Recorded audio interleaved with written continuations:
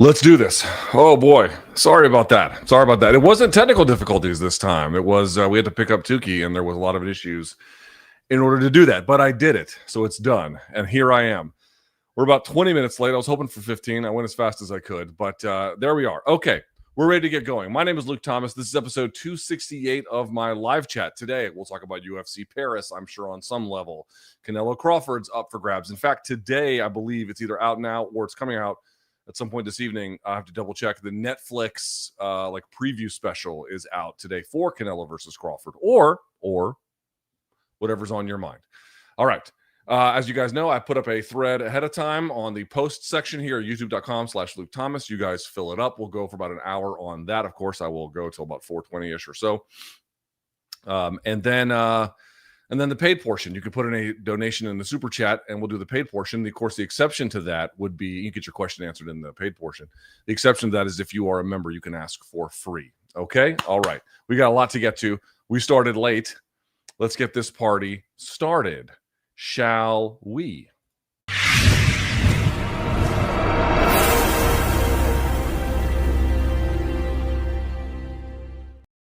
No, I'm not really vaping again as a general proposition, but my wife left this on her work trip, and I had it yesterday, and I'm having it today because I'm fine, actually. It's just I got a lot of stress and a lot of deadlines, and I'm running from one deadline to the next to meet it, so it is actually kicking my ass pretty considerably. Okay.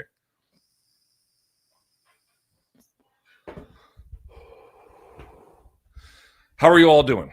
Let's see.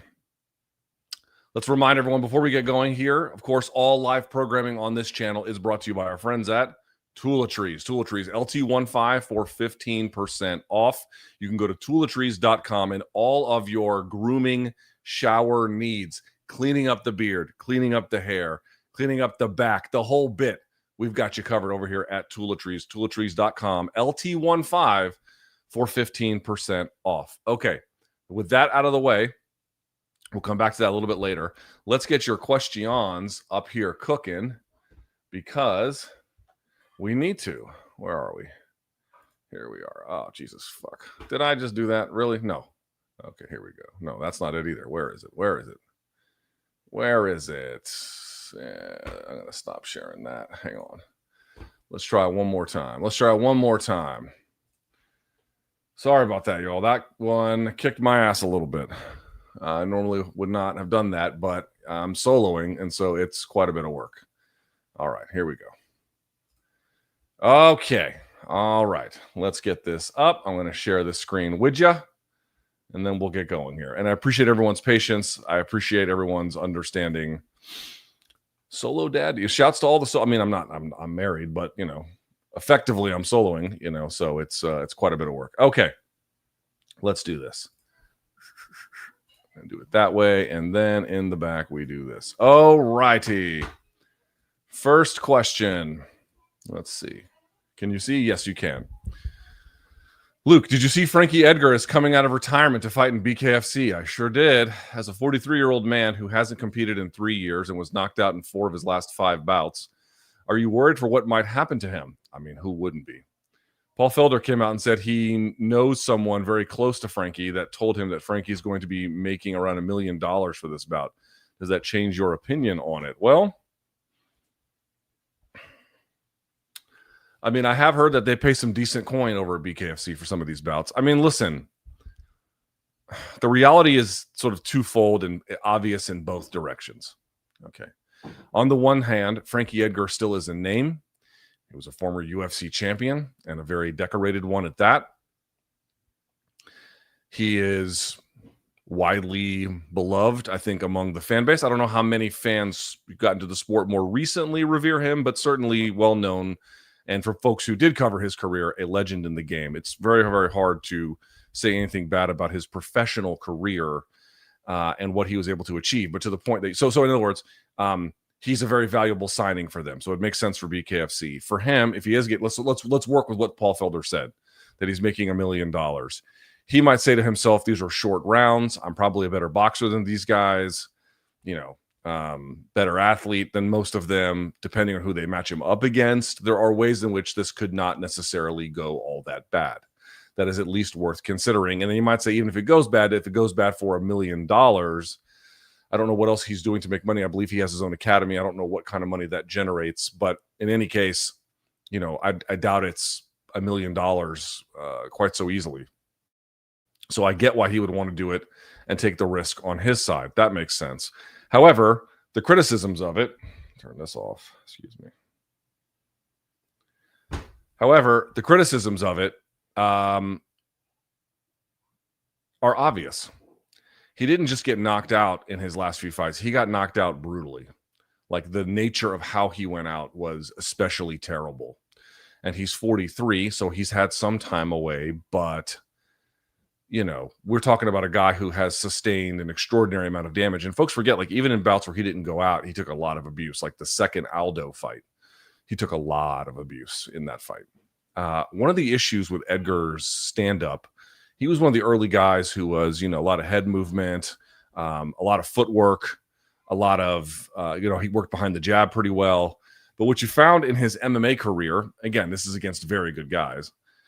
You know, Frankie didn't fight, you know, a lot of chumps.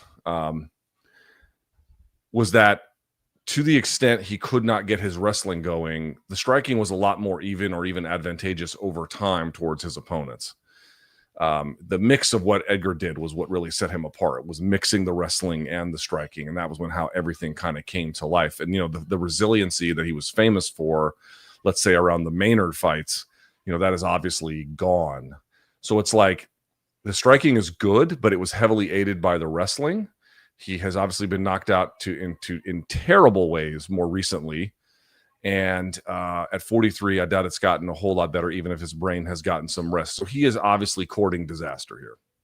That's just the reality of it. Now, again, some of that could be mitigated by who they match him up against. But if you've got a name in Edgar, do you want to match him up with, you know, somebody no one's ever heard of? I mean, maybe, but for $1 million, it sounds like they want to put him in a bout of significance. You know, I think it's Jimmy Rivera too he's fighting. So you could say, I think I have that right? It's Jimmy Rivera. Let me double check that. I believe it's Jimmy Rivera. So let's see. Jimmy Rivera, BKFC. Yes, I believe that's right. Yes. So you might say, oh, well, how much of a threat in BKFC to flat KO him is Jimmy Rivera? Okay. You know, again, not a dominant puncher. Not a dominant puncher, but the question is, do you need to be a dominant puncher in order to do that? You might hear Tukey screaming because she has no respect for my craft. It's very easy for all of us to get up here and say things like, hey, you should turn down $1 million. I just think these guys don't make a ton during their career. And then after their career, it's very, very hard to pivot. Not everyone, you know, like, for example, Michael Chiesa, it looks to me like he's making a very successful pivot into desk work, commentary, that sort of a thing. If you can't do that, what can you really do to generate a bunch of revenue? You can do what Mighty Mouse does, which is have like a burgeoning media career sort of on his channel and everything else. But like, how many guys can actually do that? Very few. Very few are going to have that available to him. I know he has a podcast, but certainly I don't think it does the kind of numbers that Mighty Mouse does or whatever. And so you're left in this position where it's like, that is extraordinarily enticing, especially for somebody who achieved at such a high level. But I mean, there's simply no getting around it. It is a medically inadvisable thing that he's doing. That's it. It's medically inadvisable. I don't know how else to say it. I think that the regulators going forward are going to take a nice long look at this one, because it's like, if this doesn't go right, you know, there's not a whole lot left that would. So this, like, though, even if what I found is that even if the end of your UFC run goes really terribly, and of course his did, that the regulators will provide a degree of leniency, right? Well, they'll say, well, okay, those are the best guys. That's the toughest environment. You know, how much can we really weigh that? But once you get to the secondary level, or whatever, the outside the UFC level, if that also goes poorly, that's when they tend to start asking some serious questions. But he is courting disaster. I mean, there's, you know, that's not to say I'm predicting it, because, you know, fight sports are funny, but I mean, it's an extraordinarily high risk he's taking.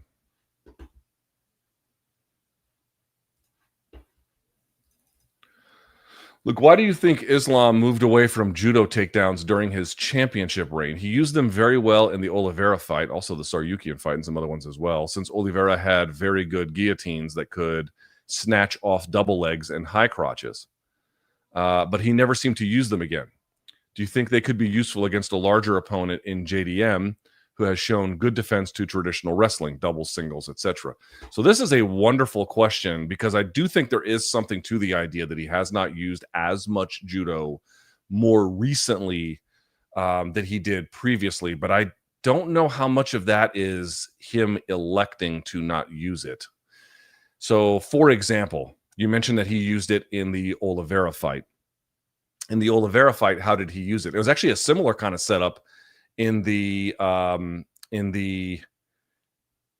Saryukian fight, different throw, but the same kind of thing, where they're clinched up in one way or the other. In the Oliveira case, it was against the fence. I believe in the Saryukian case, it was more out in open space. He'll knee him to the ribs, wait for the response, and then he hits the throw. Dude, like, you have to know that Volkanovski in both of those fights knew. The second fight didn't go long enough for that to even matter. But certainly, like, for example, in the first Volkanovski fight, you had to know that they built answers around getting out of that. Like, you had to know that. You had to know that they were not going to put themselves in a situation where he could do what's called fitting in to get into position to throw like that. They knew the setups, and they knew that what kind of range you wanted to be in against a guy like that. And they probably, they negated that pretty substantially. Let me look at the record here, if I may, for just a second, so I'm not just talking completely out of my yes. Have you guys seen that dude on social media? He does it on Instagram. I don't know if he does it on TikTok, but he's on Instagram, and he's like, "Now that's Union, baby," or he'll say, "That's Italian." That guy. So now we're talking about the two Volk fights. Second one doesn't really count. Poirier. Again, that one I'm not so sure about. The Moicano fight didn't go very long. The Poirier fight obviously went pretty long. So it's more of a question like why he didn't do it against Poirier.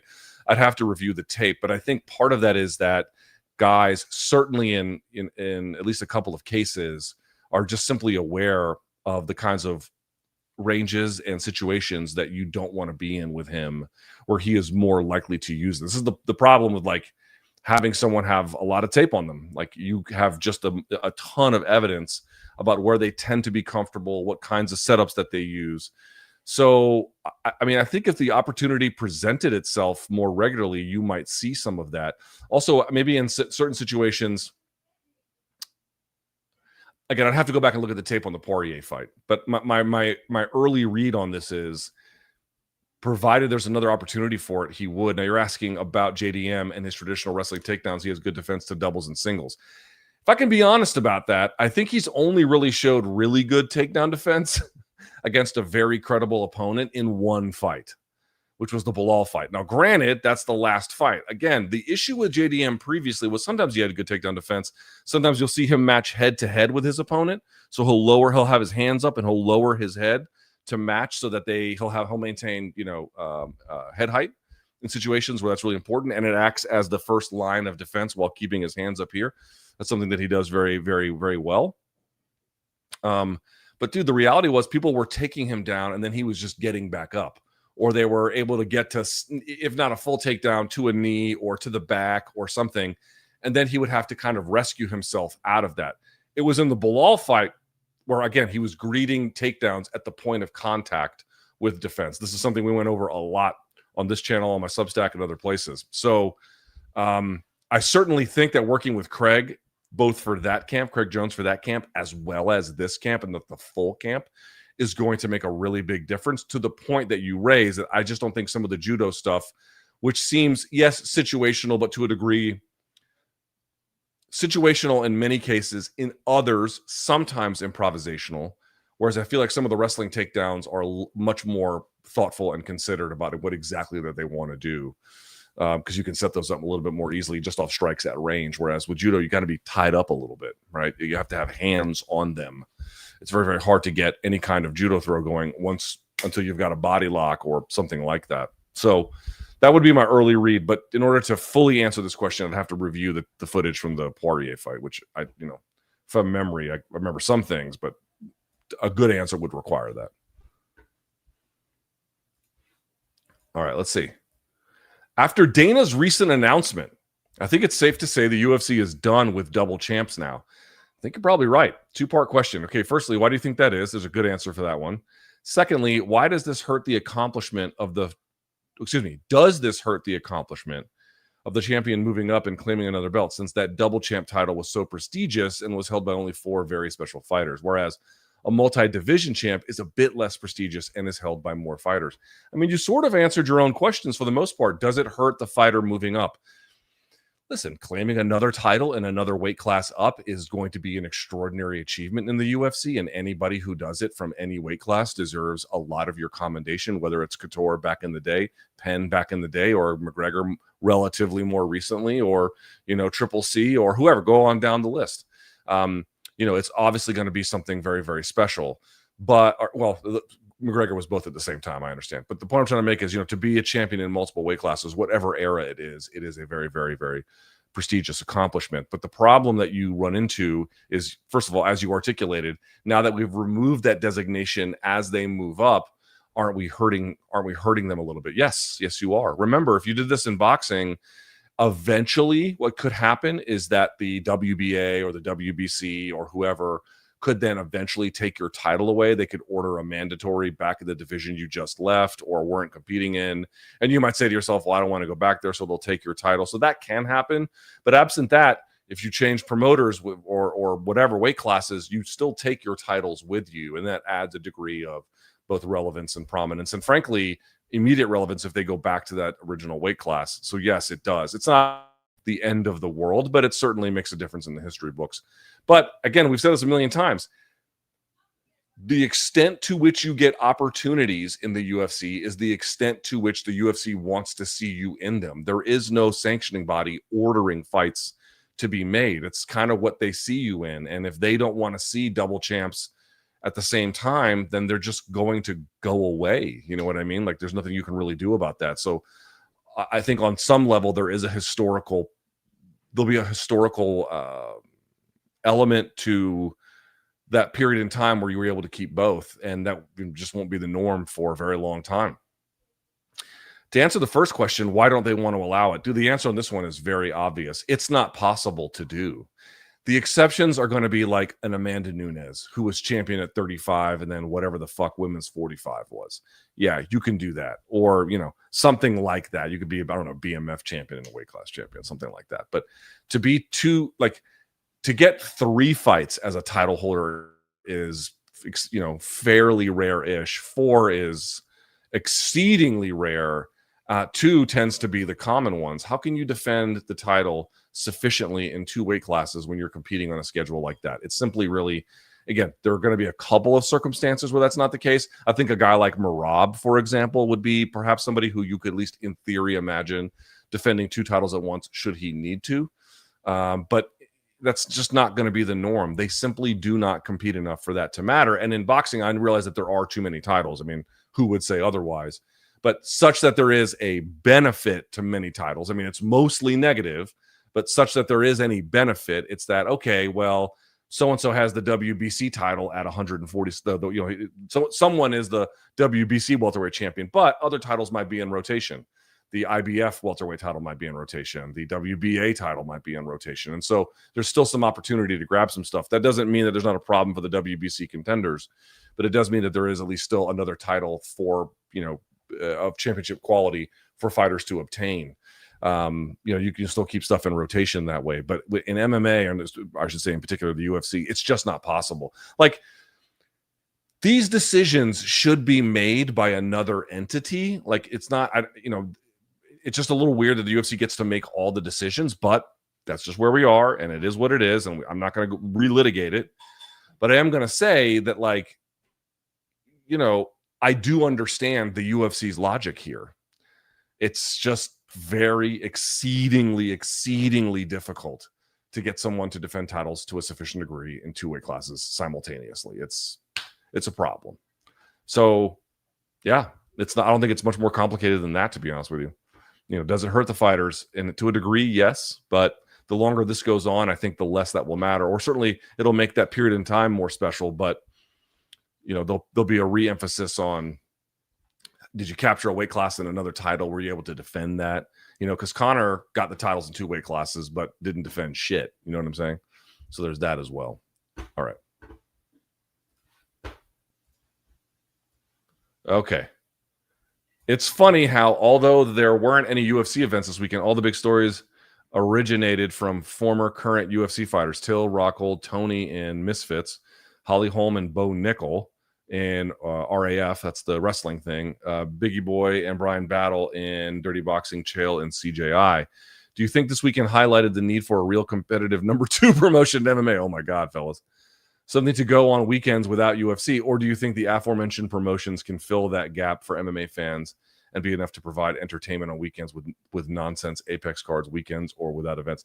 I genuinely don't know how to answer this question, because people asking, does this show the need for a real competitive number 2 promotion? A real competitive number 2 promotion, as I have said multiple times on this channel for quite a long while, it is not possible. It is not possible to have a real competitive number 2. You could fold in, dude, you could fold in the rest of MMA, like Octagon, Ryzen, One. You could fold all of that into PFL and it wouldn't serve as a competitive number 2. It's not possible to have. I don't know why this is so hard for people to accept. It's not possible. You don't have one by magic, or sorry, there isn't one lacking by like magic accident. There's a very good reason why there's not a number 2, because it's not possible to attain something like that. There isn't enough polarity in the marketplace for that to be real. More to the point, as I've said 8 gazillion times, yes, Ryzen can be big in Japan, and that can be useful. Octagon can be big in parts of Europe, and that can be useful. Cage Warriors also can achieve, a certain degree of real relevance and importance in the game, and they are. I want to be clear. Octagon, great show. Cage Warriors, great show. Ryzen, great show. These are great shows, but they can't ever be a real number 2. Even in collective action, they could never be a real number 2, because they cannot get the kind of widespread legitimacy with the public that the UFC has on lock. The UFC would have to co-promote with them. We've talked about this a million times. There'd have to be a roster sharing, and you'd have to see how that would balance out. And then there would be this wider dissemination of credibility among the MMA or combat sports consuming fan base to be like, aha, these guys are stars, these guys are stars. But you cannot do that without the UFC's participation at this point, and they're not going to give it to you. It's not possible. It's not possible. It cannot be done. It cannot be done. I know that sounds maybe to some hyperbolic, dramatized, a stretch of what the evidence shows. I'm telling you, it is the future. It is the now, and it is the future. I mean, it used to be the case that you didn't have enough people pouring money into MMA's number 2 shows for that to be relevant. That was part of the problem. But there was at least some multipolarity to make that possible. But that's really not the case now. I mean, the billions of dollars that have been poured in by huge amounts of company, the amount of year after year after year of trying to establish it. And you notice it just never goes anywhere. There was a moment in time where UFC and Pride were pretty close. Strikeforce had a little bit of a window to make some of that happen, but that got closed a long, long time ago. It's just not possible. It cannot be done. It cannot be done. So yeah, it's not a surprise that the dissemination of UFC fighters into Misfits, into, for example, CJI, into you name it, that this ends up garnering the most amount of attention, because they have, in large part, I guess the Misfits thing is slightly different, but certainly in MMA, they have a monopoly not just on the marketplace, but on the idea of which fighters are credible to the broader public. You cannot establish legitimacy to them without that cross-pollination of UFC. It can't happen. People think that that's like some made-up astrology, that's like mumbo jumbo, that just can't possibly be real. And I'm telling you, that is real. That's why I've said, I'll move on from this, but I've said this a million times. Boxing wasn't designed to be the most efficient, and that partly has created its downfall. I recognize it played a role, but it was designed to be both with the more recent legislation to create multipolarity among the promoter space, to favor the fighter, I think, in numerous ways, but so that legitimacy can be shared across. You just don't have any of those factors in MMA. Cannot be done. Cannot be done.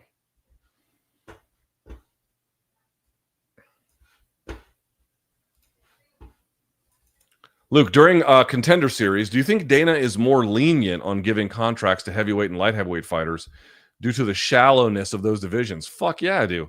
Or do you think that it doesn't matter to him? Should it? I mean, guys, y'all, guys, I had this explained to me once by someone who worked at UFC. I had this explained to me once. In the minimalist of cases, you would need probably 20 to 25 people to start a division.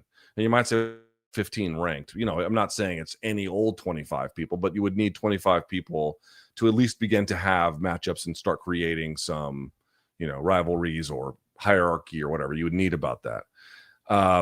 And, you know, how available they are and how good they are plays a role in the degree and how promotionally valuable they are plays a degree to which there's interest. So, for example, like why hasn't UFC gotten into the atom weight business? I think eventually they actually might, but part of it is just creating these, you have understanding these relevant considerations. You had to have a certain amount of bodies ready to go in order to even start a division, and then you have to manicure it thereafter. The reality is, if you are going to have tight standards, I'm going to grade my heavyweights on par with my welterweights. You're not going to have 25 guys. Like, it's just not going to happen. If you're at heavyweight, you need much more than 25 because you're trying to find a diamond in the rough. You know, you're trying to find, you know, I don't know, someone who's valuable for that market, somebody who came from wrestling. You know what I mean? Like, but if you're just going to grade them as you would, I'm going to grade them on par with our very best lightweights, dude, it's a disaster waiting to happen. You can't do that. You have to grade them on a curve if you want to keep a light heavyweight division around, if you want to keep a heavyweight division around. And if you're actually asking the question, you know, how promotionally valuable is the heavyweight division? Only the UFC can tell you that answer, but clearly there is some value to them that they wish to retain. And in order to do that, and how many guys you have to keep in rotation, it's just math. They have to figure out exactly how many guys going out do we have? How many guys coming in do we have? What's the set number that we need to keep this division moving? And we just have to grade according to that. Like, you know, it's like the army and the military. You know, it's a volunteer army. You got to grade what's coming through the door. And yeah, you're going to get some good ones. You're going to get some studs. You know, you're going to get some people that end up in the pork chop patrol too. Like, that's just the way that it goes. So, and the conditions in the marketplace, is there a bunch of hiring happening? Well, if there is, it's going to be a little bit harder to military recruit. That's a fact. You can look this up. But if the economy is suffering, it tends to be a little bit easier. It tends to be a little bit easier to military recruit. Anyway, point I'm trying to make is they see it as promotionally valuable. They see it as something, at least some degree of promotional value. And so how many are going out? How many are coming in? What's the set number? How do we account for that? We're going to grade according to those needs. That's the ball game. That's how you do it.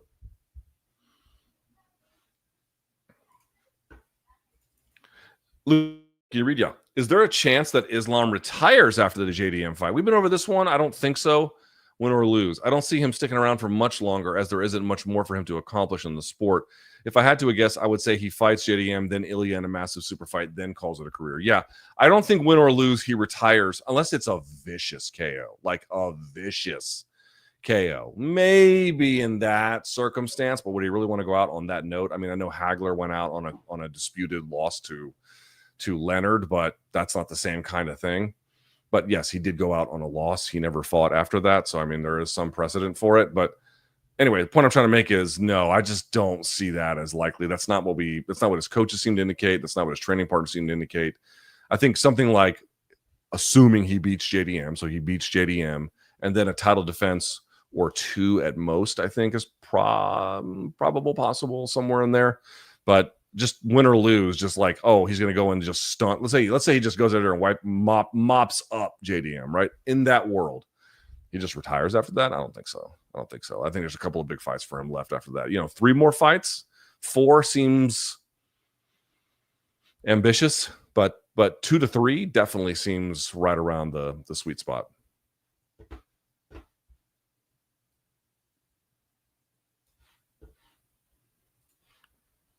All right. Hey, Luke. In one of his recent interviews, Ilia mentioned that he has 5 to 6 fights remaining on his UFC contract. Additionally, one of his Georgian friends said on a podcast that Ilia plans to fight just a couple more times before shifting his focus to supporting his brother Alexander's, I'm not sure how he pronounces it, Alexander's UFC career. Assuming this is true, assuming it's true, what would it take for Ilia to enter the Mount Rushmore conversation with those final fights, if it's even possible? I don't know if it's even possible because most of the people on that list had pretty extensive careers. If you have, again, your list can vary, but if you had Aldo on it, long career. Fedor, long career. St. Pierre, pretty decent body of work. Silva, very long career. Jones, the most decorated light heavyweight we've ever seen. And sort of on down the list. Like, these people tend to have fairly lengthy bodies of work. Ilia doesn't really have that. Certainly not the most elite level. I don't even know if it's possible, with the exception being, what if he goes up to welterweight and then smokes the champion there, right? Let's say it's Islam. And again, I don't think this is even like in consideration, but I'm trying to imagine a scenario. Moving up to 170, starching Islam. Yeah, could that do it? You're undefeated. You're the first triple champ. Maybe something like that could. Because you'd have to ask yourself is how much density in the value of the late stage wins does there have to be there to counteract the relative brevity of his career?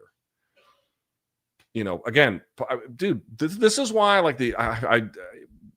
didn't appreciate it as much as we should have at the time. I mean, we did, we appreciated it, but like, I appreciated even like watching fighters come up in that Demetrius Johnson, Jon Jones, Anderson Silva time where they were trying to compile title defenses. People look at some of those names and they get exactly the wrong lesson from it. They'll look at, DJ fought Tim Elliott. How much does that mean? I know Tim Elliott just won, but like at the time it was like, what does that really mean? And I've said this a million times, dude. The fucking hardest thing to do in MMA is I'm not saying anybody can win any fight on any night. I mean, mathematically that's true, but what I'm saying is good fighters and great fighters can go up to weight classes up. They can move up and they can surprise you. But elite fighters can win a title and then stand a post and then defend it over time against all deserving contenders. And but when those contenders get up here, a lot of times they have the fight of their lives. The matchup ends up becoming, much more difficult than you might have expected or what they anticipated, or, just the act of having to do that 2, 3, sometimes 4 times a year. Jones obviously had that in 2011, 2012. Yeah, that 4 times in a calendar year or whatever it was. That to me is more impressive than just, obviously his heavyweight campaign was nothing, but, moving up and beating a person at the next weight class, even a title holder, like the act of maintaining that position over time is the fucking hardest thing to do in MMA. So, if you don't have that, it's very, very, very difficult for me to see conceivable that there's a set of fights he could take that could do that. Yes, but would the UFC put him in those? Even if he did, what if he loses one at 170? Like, it just blows the whole shit up, Yeah, I don't think he can enter it. Not Mount Rushmore. No. Some other kind of special designation, but not Mount Rushmore. All right. Luke, would you rather MMA edition? All right. Would you rather have gotten Khabib versus Tony in their primes or Jones versus Aspinall in the last year or so? Oh, Jesus. That's a great question. God, I'm so out on Jones. I don't even think about that anymore. I have a feeling Khabib would have mopped up Tony, but I'd say Khabib Tony. With respect to face the pain once a day for the rest of your life or get a televised walkout from Donald Trump on every UFC broadcast, I'll take face the pain. I don't want to see that oath anymore. With respect to having Steve Mazzagatti referee your fight or Tito Ortiz officiate your wedding. Oh my God. That is a good one. That's a good one. Steve Mazzagatti referee your fight. I mean, Steve Mazzagatti didn't have all bad stoppages. But you're taking your life into your fucking hands. Or Tito, just jack up your wedding. Throwing the microphone on his head. I'll take Mazzagatti. And then last, with respect to Would you rather have Dylan Dennis as your only backup in a street fight against 5 trained fighters, or CM Punk as your only backup against 5 Brian Campbells? Jesus. I'll take CM Punk against 5 Brian Campbells. I think it's a little more doable.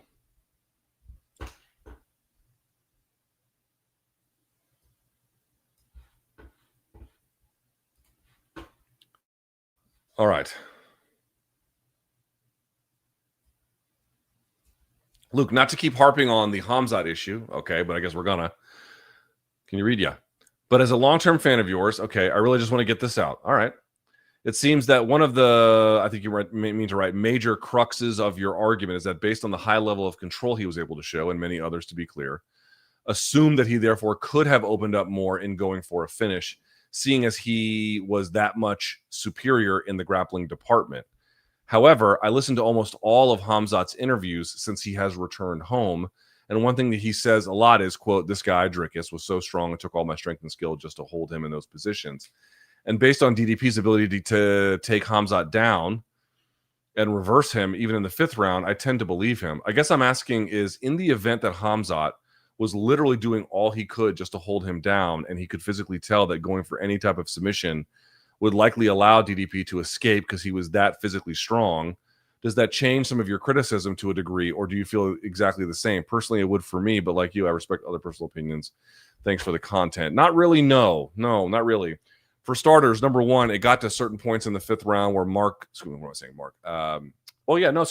Goddard, the referee, stood them up. I know that there are some people who are deeply unfamiliar with the rules who think that Mark Goddard erred, but he didn't. So the point I'm trying to make is, you get a lot of leeway with that. You can do that for a while, but eventually a good referee is going to hold you to task for that. They did give him a lot of leeway. The point I'm trying to make is, if you do that, maybe the referee doesn't call you on stalling in the 1st round, the 2nd round, or the 3rd round, but he did call him in the 4th, and he did call him on the 5th. There is a time where if you pursue that kind of a game plan, you will inevitably, it has no other place to go except stalling. It can't meaningfully go any other place because you are foregoing attack, right? That's the reality. You are foregoing some level of attack, some level of ground and pound, some level of submission, something. You're doing something that you're foregoing in order to maintain that. But if that ends up happening, what is the end goal? The end goal is just the control itself. That leads to stalling. There's no other place that it can go. That is the natural conclusion. So one, I was just going to say it's a game plan where you're just kind of riding out the clock on how early the referees call you on stalling. That's the first thing I'm going to say. And the second thing I'm going to say is I tried to make this point as clear as I can. I mean, I guess the MK clip kind of undercuts this because, you're dramatizing it a little bit. But the reality is I did not love his game plan. I did not enjoy it. It was not for me. But again, the thing that pissed me off was not so much the way that he fought. I didn't like it, but, whatever. It is fine. But was the claim that you're not allowed to have anything other than, genuflection at the altar of Khamzat's grappling, that there was no other criticism to be made. And I've said this a million fucking times, and it is unimpeachably true. If everyone does chest to chest or chest to back contact for lots of different reasons, including most notably to maintain control, but they relax some version of it in certain contextual situations to open up for offense. I'm not going, he took all his strength. Dude, when he got stood up, was it the 4th or the 5th? I can't remember if it was the 5th. Maybe it was the 5th. How can you make that claim when you're chest to chest, knees down, and DDP has an open guard? Like, that just can't be true. It can't be true. It can't be true that there was no way to get an elbow and then frame up and then drive back down. There's no way to say you couldn't knee cut through the guard in situations like that. It's just not true. I can believe it for the first couple of rounds and even to a degree in the 3rd round. But here's another point. You want to go to mounted crucifix. Dude, not all mounted crucifix are created equal. Look at Matt Hughes's mounted crucifix. I mentioned this before in the 10 fight. I think round 3. Where it's, punishing elbows coming down. And I think, there may have been other fights in Matt Hughes' career where he did that, punishing elbows. Khamzat got to that position and couldn't really do a whole lot with it. like, I understand if he's telling the media he feels a certain way, that this guy was so strong I couldn't do anything else. That sounds like a him problem. That doesn't sound like a me as an observer problem. For me as an observer, I'm going to value game plans that are smart, that are tactical, that are strategic, and that are careful.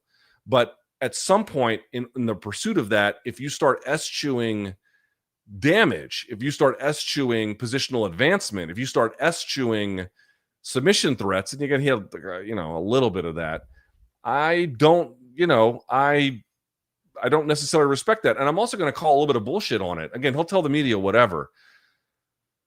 By the way, did you see there was an interview with Islam where he basically was like, yeah, he took a very conservative approach. He didn't open up. And I'm like, why is it a scandal when I say it, but not when he says it?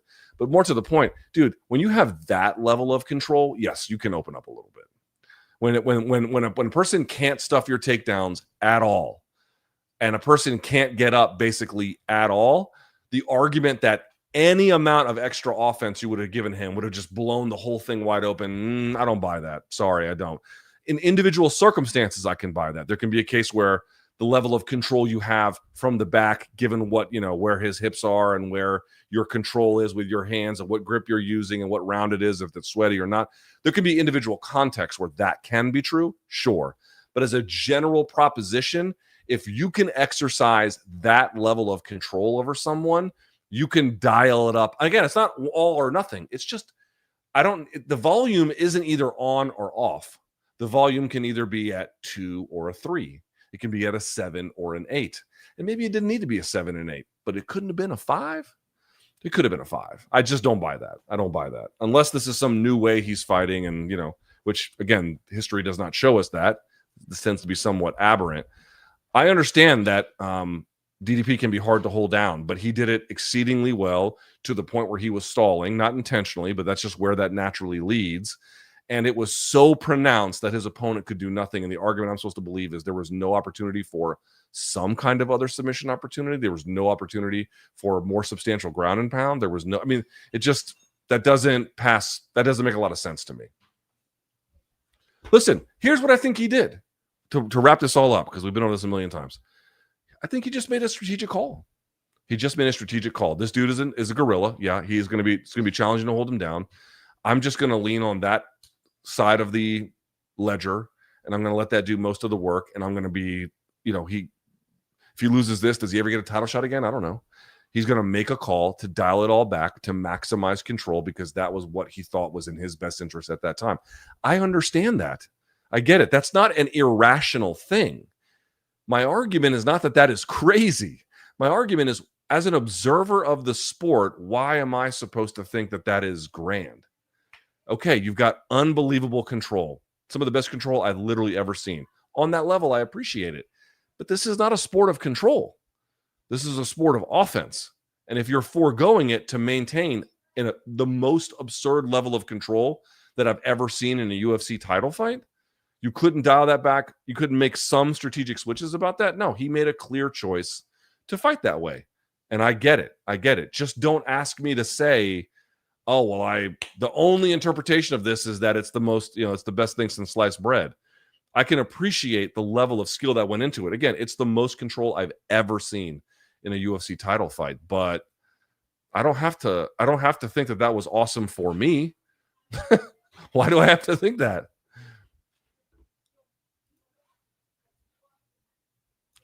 Look, with there still being some uncertainty about the matchmaking at 170 outside of Praches and the title shot, here's how I'd sort out the contendership order, okay? I do Shavkat, Usman, love it. Brady and Belal, 2, love it. I would favor Shavkat and Brady to win, so depending on who's better, that person should get the winner of JDM Islam. I'm hoping it's Shavkat. And the other winner, let's say Brady, if he avenges his loss to Belal, should have to fight Ian Gary in the next number 1 contenders match. Usman and Belal can fight each other after they both lose to Shavkat and Brady, respectively. I don't hate this idea, but I don't think Sean Brady's going to go for it. Sean Brady was calling for a Belal fight. I saw on social media yesterday, a rematch. Giving Belal his props, like, hey, the dude beat me fair and square. I want another opportunity. But then he was explicit that after that, he wants a title shot, which, given, if you beat Leon and Bilal back to back, and I'm going to make something up. Let's say he finishes Bilal. I know Bilal won the first one, but let's say he finishes them. You're beating 2 UFC champions, and in that particular case, stopping them both back to back. Like, it'd be very hard to then be like, oh, you got to fight a number 1 contender. More to the point, Ian Gary and Sean Brady have the same manager, and as I understand it, Ian Gary, and I think Sean Brady has been very clear about this, has declined that fight a number of times. Honestly, if I'm Ian Gary, I'd decline that fight too. I think Brady might be a bad matchup for him. I can understand why he would decline it, I suppose I should say. But no, I don't mind what you're proposing. I don't mind it at all. But I don't think Brady's going to go for it. Is there a price Misfits could offer you that would make you want to consider boxing on one of their cards? Yeah, $100 million. $100 million. Give me $100 million. I'll box on your stupid ass card.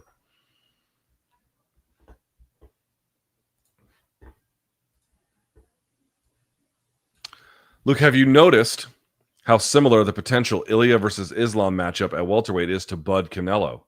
Ilia started his career at 35, same as Bud did in boxing, whereas Canelo started his adult pro career at 54, similar to Islam. And were Islam and Ilia to fight at 170, it would be similar to Bud and Canelo fighting at 68, just 2 pounds different. And also, if the fight were to be at 170, it would be Ilia's attempt at being the first ever 3-weight UFC champ, similar to Bud going for the first ever 3-time undisputed champ in boxing. Are there any other MMA fighters who started their careers at 35 that you think could have been competitive and possibly even win at 170? I feel O'Malley and Sandhagen might be the only modern day fighters with the frame to possibly even attempt that feat. Didn't Penn make it down? How far did Penn make it down? 45? How far did Penn make it in terms of his insane weight cutting? 45 was the lowest he got, right? And he went way higher than that. Dude, Penn fought at lightweight. He fought at, welterweight. He fought Rodrigo Gracie at middleweight. He fought Lyoto Machado at 191. He fought Renzo Gracie at light heavyweight. He fought Matt Hughes at welterweight. We went up and down, but then lowest he got was featherweight. Yeah, and he had a bunch of losses. Oops, excuse me. Off the top of my head,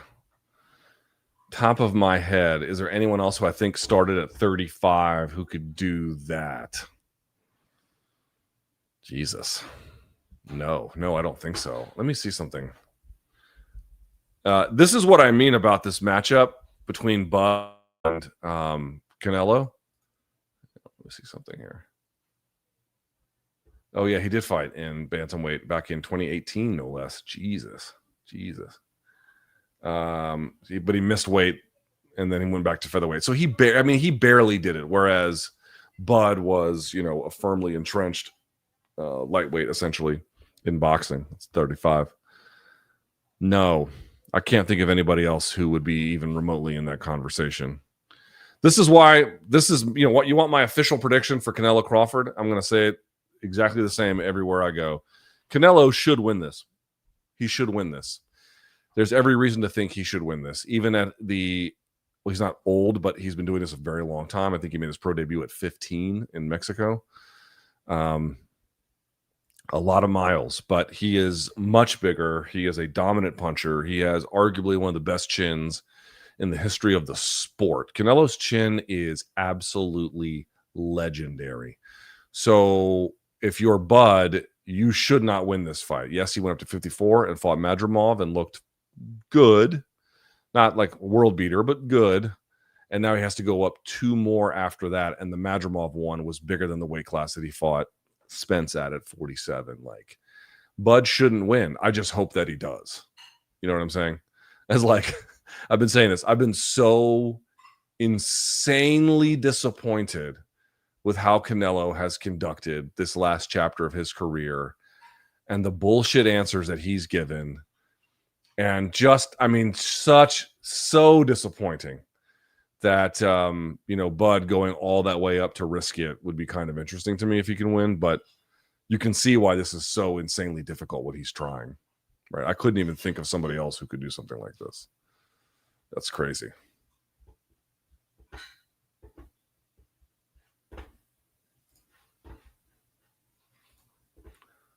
All right, let's see what we got here. Luke, I'd like to hear your thoughts on how I would personally match up the tops of 55. Personally, I do Ilia and Arman for the belt. Patty and Gaethje, #1 contender fight at the end of the year. I don't know if Gaethje's going to go for it. Max has said he's not fighting till sometime next year, so I'd have Charles fight him sometime late Q1. But what if Charles gets smoked? Assuming he beats Fiziev. Okay. If Fiziev beats Charles, I would do Max versus Hooker for the BMF title instead. But Charles versus Max 2 is what it would be, of course, my top choice. And I feel Max needs at least one more big win before being in serious consideration for a 55 title shot. If he is to be successful, Arman, Patty, and Max would likely be the next 3 title challengers. Yeah, so my preference would be Ilia Arman.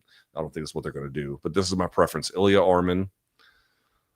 I would do, honestly, I could even do, Patty and Gaethje would be the fight to make. I don't think Gaethje's going to go for it, but that would be the fight to make. And as you indicated, Max Hooker, BMF is the way I would go. And then I don't know what you do with the winner of Fiziev and Charles. He would get the winner. Could you get a title shot from that? I don't think so, especially if you're Fiziev, because that would just be 2. So then he would have to face maybe the loser of Patty Gaethje, but there's no way Gaethje goes for that. Like, Gaethje's just not going to do it. Like, was going to fight Fiziev a 3rd time. Like, that's not going to happen. So I don't know how that would really work out. But yes, some of these matchups are the ones that I would prefer as well. Wholesome question. I feel like there's a lot of negativity in combat sports right now, along with the whole goddamn world. So what are 3 things to help you push through when life seems darkest? Jesus Christ, that's a tough one. Oh, no, it's not. Okay, number 1, my kid. That's an easy one, right? It's a lot of work. It's a lot of time you got to spend with him. But it's great. It's great. It's the highlight of my day. It's teaching somebody about the world and the joy that they have, and everything's new. And, again, it was also the fact that I'm back in the place where I grew up, and I get to take her to the places I got to take her. It's just cool, man. It's just, dude, what's kind of crazy is, I mean, my kid's only 6. Not like I know shit about what it's like to have a teenager or anything like that, but it was real tough the first 3-4 years. Certainly the first 3 were real tough. Sleep and, all the things that go with raising a human. But it got a little bit easier at the end of 4 and around 5, and it's cruising now. And it's so much. It's now that, like, a lot of the stuff about just, you have to do you have to dress them, you have to clean them, you have to feed them, you have to do every single part. And some of that obviously gets relaxed. So you can just spend more time hanging out with them as a person, and it is phenomenal. It's phenomenal. That's 1. Dude, I'm a simple guy, man. Number 2, I would just say my wife. I feel like, honestly, I'm lucky to have her in my life, and she's a source of strength and has shown me amazing parts of the world and things I've never seen. I've said this before. I didn't know what it was like to have I didn't know what it was like to watch a family love each other until I saw hers. I mean, I dated other people and stuff, but, like, I've had a long time to watch this now. And, like, obviously, families in South America are huge. It's been eye-opening. It's been eye-opening to see that. And honestly, you're gonna laugh at me. You're gonna say I'm being disingenuous. You're gonna say I'm pandering, but I'm honestly not. It's all of you. All of this. I don't have a corporate job that I go to. I mean, I've got, I'm signed to do MK with all the smoke and stuff like that. And I've obviously had a million corporate jobs, but, like, right now I don't. But I'm doing okay. I'm doing okay, and I'm doing more than okay. I'm doing, like, I'm all right. Like, I have nothing to complain about. And what makes that possible is the people that decide to stick around to hear what you have to say. Like, dude, again, as far as I know, I have my health, relatively speaking. I mean, knock on wood. I've got my family. I paid off my house last year, or relatively recently. I don't forget when that was. I think the beginning of this year. I don't have a car payment. What do I have to complain about? You know what I mean? Like, what do I have to complain about? And I mean, yes, there's bigger things happening in the world that are ominous and scary, and who the fuck knows what's going to happen. But, like, on a personal level, what do I have to complain about? Nothing. And of course, this goes for the MK fans too. Like it's all connected, having all of that, So, bro, I can't complain about shit. Not about my life, anyway.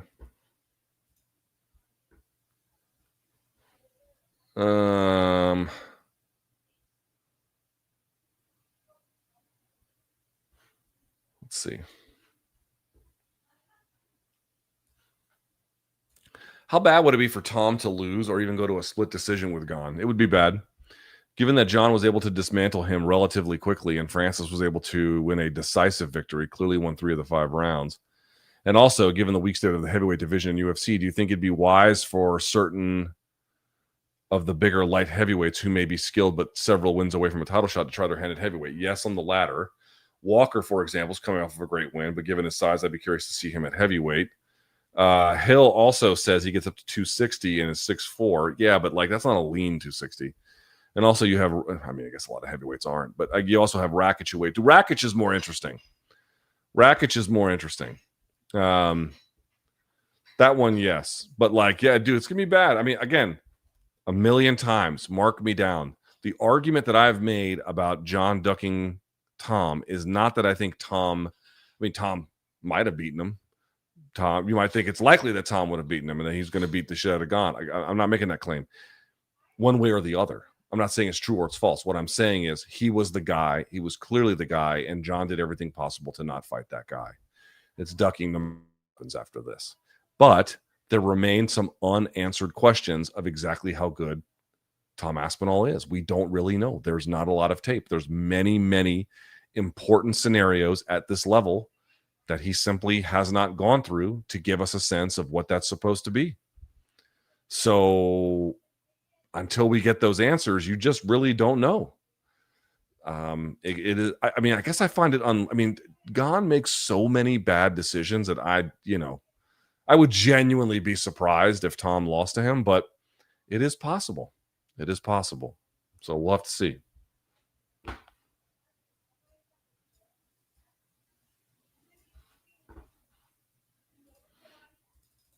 Luke, what do you think about using a similar points-based system for BJJ like freestyle wrestling does? They already do that. It's called IBJJF. Different values of points for takedowns, reversals, guard passes, and implement stalling penalties. They already do a lot of this. It seems most BJJ goes to a draw at the highest level and only have a winner in 15 to 30% of the time. Cannot be good for the sport's entertainment factor. My brother in Christ, you can go to an IBJJF tournament, including No-Gi Worlds, and it's points. I don't know if folks know. One argument that I used to make that you just can't make anymore because it doesn't. I like no-gi, and I fully understand why gi is our export to the world as like this is our most popular version of jiu-jitsu. I get that argument. What I've tried to argue is that can be true, but I think a lot of the ways in which gi has been dismissed are a little bit unfair. Now, of course, there are plenty of gi tournaments you can go to that are sub only and you get a similar kind of result. It's still hard for 2 black belts in the gi in 8 minutes to sub one another. I don't know if it solves that problem, but there are many more kinds of passes and sweeps and subs with the gi. You're adding an element of cloth to it. How could there not be? And I know there's like, oh, this is the no-gi variety of the clock choke. Yeah, but like a real clock choke is not that way, or here's a no-gi loop choke. And it's like, all right, but like a regular loop choke is just going to be much more effective because that's where it comes from. It comes from using the cloth. So anyway, point I'm trying to make is you can watch jiu-jitsu that's got more things that can be done in it with a points-based system. What I've actually found is that you just shouldn't watch the black belts do it. You should watch like really good blues and purple belts. That tends to be where you get a lot of like kind of insane action that's really fun. Spider guard. Oh, I got the no-gi version of spider guard. It's like you don't really have spider guard. You got some fucked up version of it, But yes, even for no-gi worlds, IBJJF, there's points. And there's plenty of problems with that system too, but it's pretty good. I like points-based jiu-jitsu. I think it should matter. You should get points for a back take. You should get points for a pass. You know, some issues come up in like what constitutes an advantage and who gets given one of those. And yeah, there's issues. I grant, but I like it. I think I like points-based jiu-jitsu. It's just not for everybody. Can you all see? Yes. You're the perfect man for this question. What do you think of the DC mayor's complimentary attitude towards Trump's actions in the city? Yeah, it's an interesting one. Oh, well, I'll do this one and the next one, and then we'll move to a different portion of the show. What do I think about it? She's got a tough job. First of all, you should know that locally, her responses could spell the end of her career. She is going to run for mayor again, and absent what Trump is doing, I don't know. I think she probably would have won. And now with what he's doing and her response to it, it might spell the end of her career here in DC. It's not really an exaggeration. It's a little too early to tell, but I've seen people locally upset with her before. I've never seen it like this. What that means electorally, we'll have to see. But I can tell you that locally, her responses have driven Washingtonians irate. And it has emboldened her critics on the city council, Phil Mendelson in particular, but not just him, to lash out at her.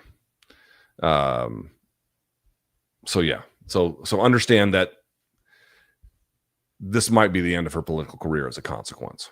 Here anyway. But she's got a tough job. Basically, she has to thread a very difficult needle, which is there's not much she can do to counter what Trump is doing. You may have seen today that the Attorney General here in DC is now suing the Trump administration about the National Guard, which they fucking should. They fired thousands of people in the NPS, and shit goes unmanaged, and then they bring in like the Mississippi National Guard to go lay mulch at a quarter of the amount of efficiency at like 3 times the cost. I mean, it's just the dumbest shit on earth. But there's nothing she can really do about federalizing the police force. There's nothing she can really do. He has the ability to invoke certain things based on how the law is written. Again, you know, if it goes longer than 30 days, Congress has to approve. I suspect that if he wants that, he'll get it. Very funny that Trump was actually on the mayor's side when Congress took out $1.1 billion from the DC budget just to play fucking games with us. Trump actually asked Congress to put it back in, and they didn't do it. But on this, I mean, when it comes to being punitive towards blue cities, there's nothing they love more, especially DC. So here's the problem. What do you do if you're her? How do you get the National Guard out? And how do you get the police force unfederalized if you're her? You can play one of two games. You can go aggressively anti-Trump and see what that gets you. But that might just lead to backlash and for the Congress just to make, you know, a federalized police force permanent. That's a risk that you run. Or you can try the other tact, which is kind of butter up to him a little bit, say, hey, this is working. And now that it's working, you don't need to do it anymore. Right? If there's no more, look, carjacking's way down, street crime, whatever, way down. Hey, you did it. You did it, Mr. President. Congratulations. Can we end this now? She is trying that. That is what she is trying, because she has no real power to resist him other than that. But of course, that's the risk that she's playing. As a consequence of doing that, she has now enraged the local population, who is furious with her. Because, of course, what we will say is, yeah, but this is a backdoor immigration thing. They're harassing people in parks. They're taking people off the streets who are in no way a fucking threat to us whatsoever. carjackings are down, but this is not in any way a kind of permanent fix to some of the larger issues that create DC crime. It's just you putting a lid, and then once you're done, when the lid goes off, all the problems just reemerge. You're not actually doing anything, to meaningfully address the problem in any kind of long-term way. She has a tough situation. I don't really know what the answer is supposed to be either. Either you piss off Trump or you piss off Washingtonians, and she has decided to piss off Washingtonians and is just hoping at the next election that won't matter. She can say, oh, I think her hope is that her gambit will work, that Trump will, the National Guard will go, and that they will, remove the federalization of police. That she can then go back to the city and be like, aha, you see, my plan worked. But the risk she's running there is, what if she does all this stuff to be like, oh, Mr. President, you're so great, and then it doesn't work, and he just keeps the police force federalized until the next election, in which case all of that buttering up didn't do anything, and you just pissed off the local electorate. Like that's what she's up against. That's what the DC mayor is up against. Again, I've told you guys what the situation is. There's so many fucking police here. I've never seen it like this ever in my life. The only time I've ever seen it like this was when the Pope came to the city and they cleared off the fucking streets and shit like that. Like that. Other than that, I've never in my life, not even for oh no, excuse me. I take that back. The inauguration of Biden, I saw more troops. You couldn't even, on North Capitol Street, you couldn't even drive down past K Street, which is several blocks from the Capitol, like a mile from the Capitol. Maybe not quite that much, but far. You couldn't even go further. They had that whole shit cordoned off in ways I've never seen before. Okay, that was a little different. But in terms of just day-to-day, walking out of the street and in your grocery store, at 7-Eleven, on the metro, in the museums, everywhere. They're fucking everywhere. It would be very difficult for me to imagine crime would continue at whatever levels it was under those auspices, but you're burning cash. There's no meaningful reduction long-term to any of this shit. And it's just backdoor immigration enforcement to tear communities apart. Yeah, thanks, but no thanks. All right. Here we go. Oh, no, let me pull this one up. All right. Did you happen to see Rampage's appearance on Helwani's show yesterday? Thoughts? I get that it was nice to keep folks informed, but I left it feeling way worse about the situation. Yeah, Rampage... It can't be easy. It can't be easy to be in his situation where whatever the criminality of it is or isn't, your son engaged in what can only be described as totally reprehensible behavior in a very, very public and violent way. And that has to be hard as a parent to watch that, to know that your child did that. And he was already a public figure before this. It cannot be easy. But he keeps saying shit that makes me think that like he just makes a lot of bad decisions. So for example, I said it last week.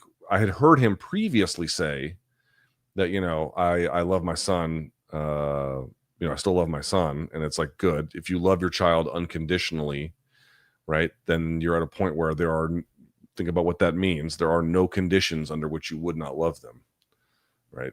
It doesn't exist. There's nothing you could do to make you not love them. That's what unconditional means, even when they've engaged in heinous behavior. Okay, I appreciated that. And then yesterday, I didn't see the whole thing, but I saw some clips. And then in one of the clips I saw, he was like, yeah, I've what do you say? What was the word he used? Was it? I saw it earlier. It was disowned because he dishonored him. What was the word that he used? He's not talking to him. I'll find it. Give me 1 second. I have the quote here somewhere. He dishonored my name. What does he say here? I don't fuck with Raja right now. I'm mad at him. I'm here for his legal fees. But Raja wants to be an adult. He wants to do things his way. He won't take my advice. I can't make him do anything. Look, he's my son. I love him. Okay, that's better. but he dishonored my name. I can't even put into words how upset I am with my son. He dishonored my name. I've been in the sport a long time, and when he did what he did, everything said son of MMA's Rampage. That's my fucking name. I don't do that shit. I don't go around beating people up on the street.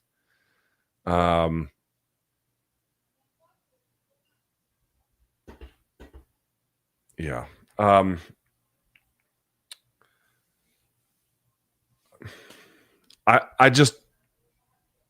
say this.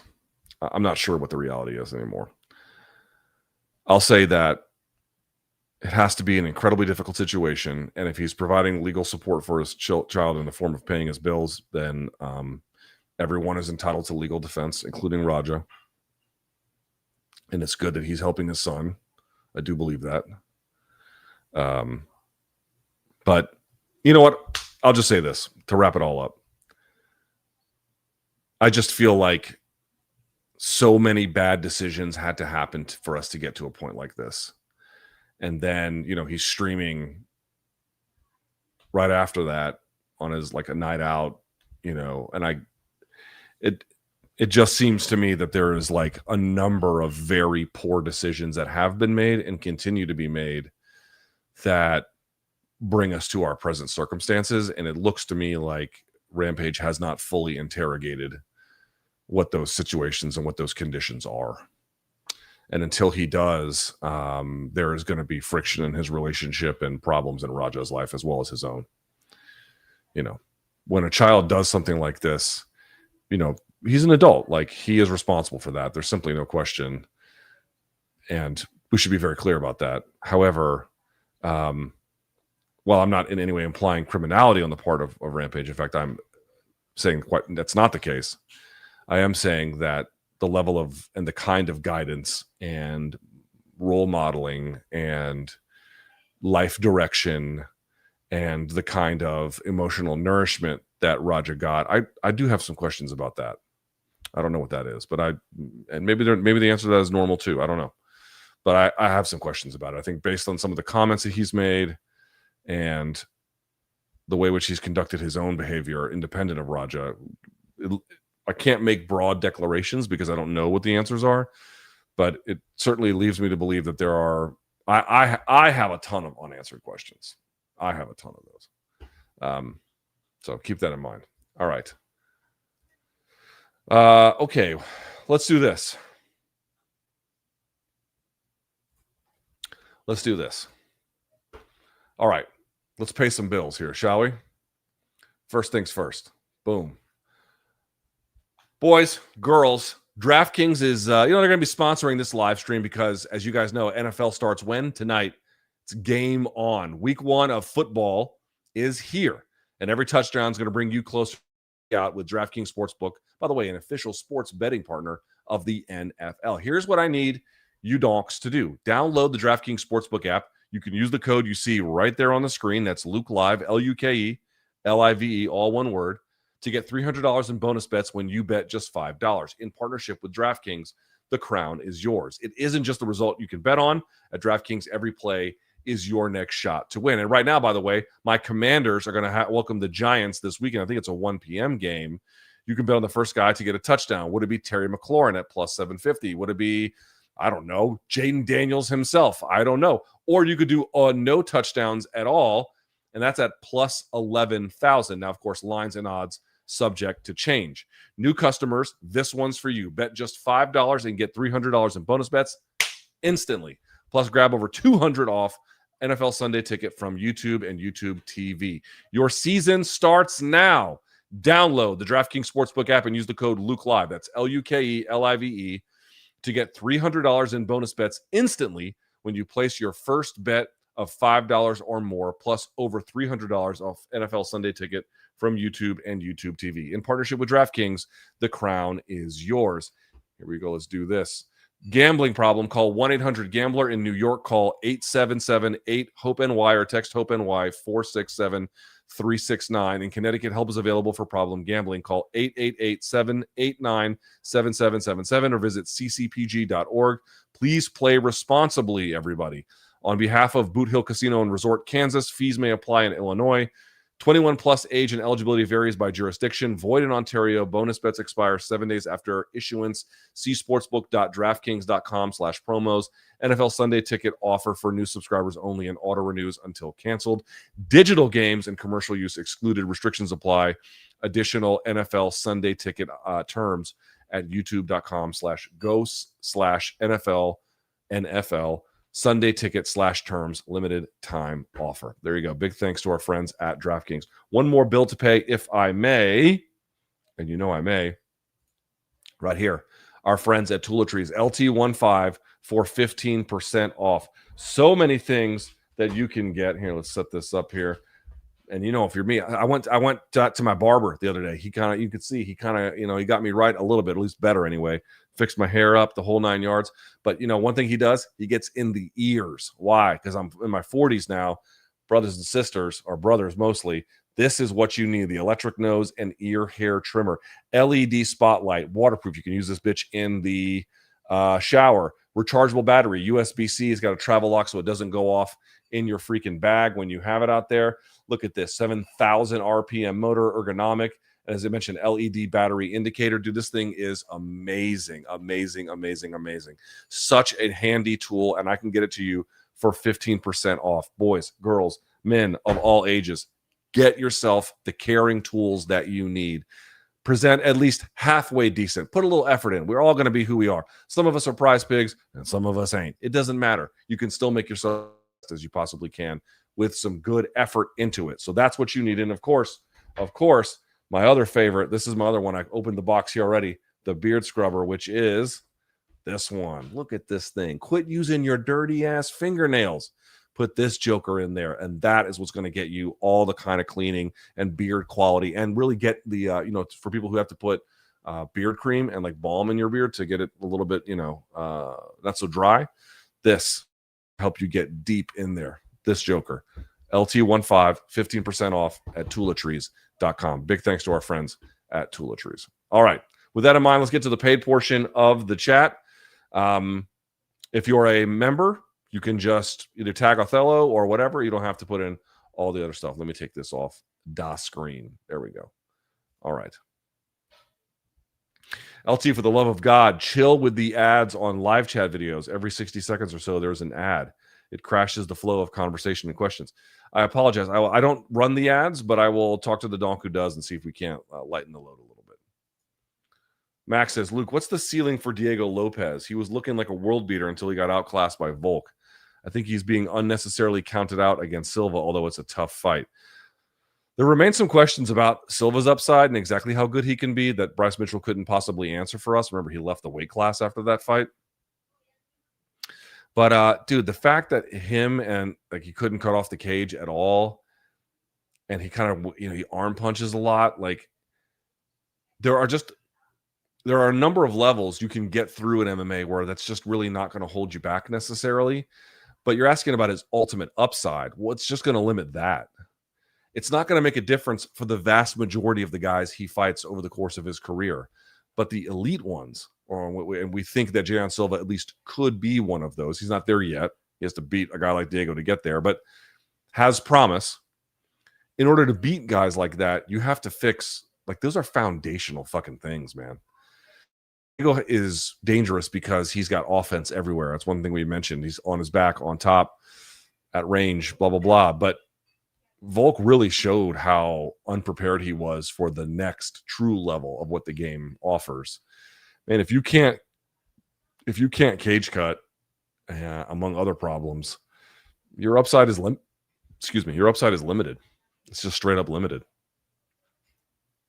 Rob, when Jon Jones was accused of his latest legal infraction, I would have bet money that he did it and they would settle out of court or take a deal. How surprised were you when the DA dismissed all charges? Not very. I mean, it was a misdemeanor charge, and it's not so much what they did. It matters what you can prove. I mean, I don't know. You could believe that he did nothing. I am skeptical of that theory, or that they just didn't have the requisite amount of evidence required to, pursue a charge and win in court based on what was missing in terms of forensic evidence. I think that's probably where I would go. I mean, but even if this never existed, what would your opinion of Jon Jones be? Like, was this the difference maker? This is just the latest one. And if past is prologue, it ain't the last one. Like, my opinion of him is based off of watching him from before he even made it. Well, but no, that's not true. By the time he made it to you, when he beat Andre Guzmão and whatever that was, 2008, 2007, 2008, like it's done. You know what I mean? This is like, oh, he skated here. Okay, all right. You know, the law is what the law is. They were allegations. We have to treat them as such. And the DA didn't go forward. Okay, fine. But like, even if this never existed, remember when he got arrested in the middle of the pandemic for firing off weapons in the middle of downtown Albuquerque, and they found a bottle of Recuerdo in his car, and he was like what appeared to be inebriated, and they just couldn't do anything about it in terms of like holding him in jail because that was the time of COVID, and they were trying to empty it out. Like, and so many times he skated. Like, the guy is he's got a skill for avoiding accountability. Now, in this particular case, hey, you know, I'll let everyone decide what they believe the truth to be. I certainly do not know, nor am I making a claim that I know. But I'm mostly making the claim that it doesn't even matter at this point. Cosmo, what do you make of the negativity that the Rogan sphere has been generating, and will it lead to reflection on their platform to who they give a voice? It's a great question. There is a lot of negativity related to that.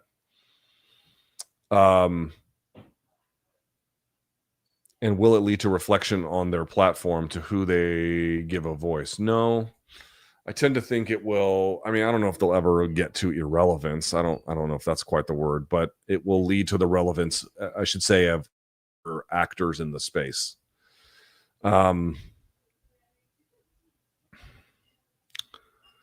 Theories on this. I don't know how to give this a more succinct answer.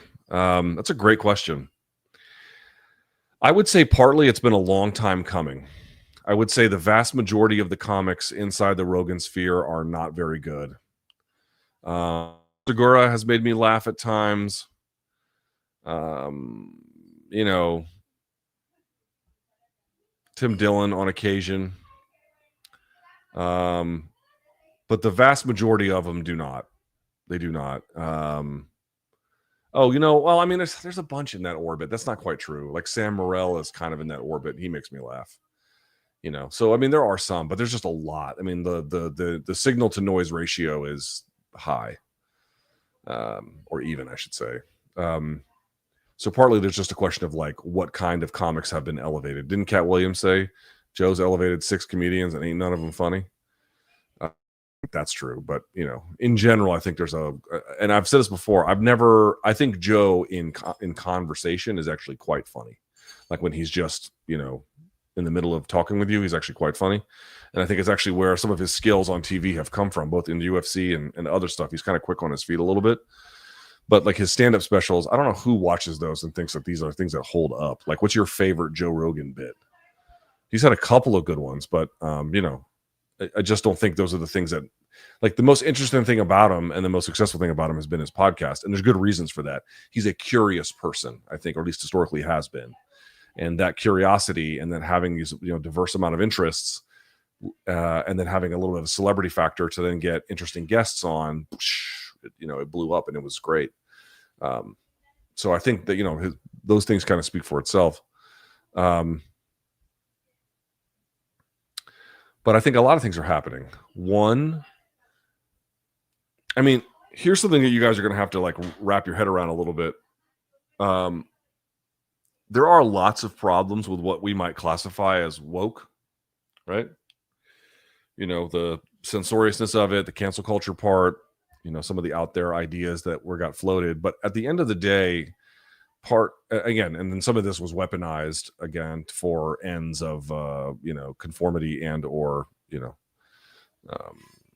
browbeating people into ideological subjugation. There was a little bit of that, but a big part of it is also, and you know, you just have to accept this, a big part of what motivates the people who are that way, not the ones who are the worst actors of it, but the more general part of the population, is pro-social behavior, not antisocial. And the anti-woke donks are decidedly antisocial, and you're living out the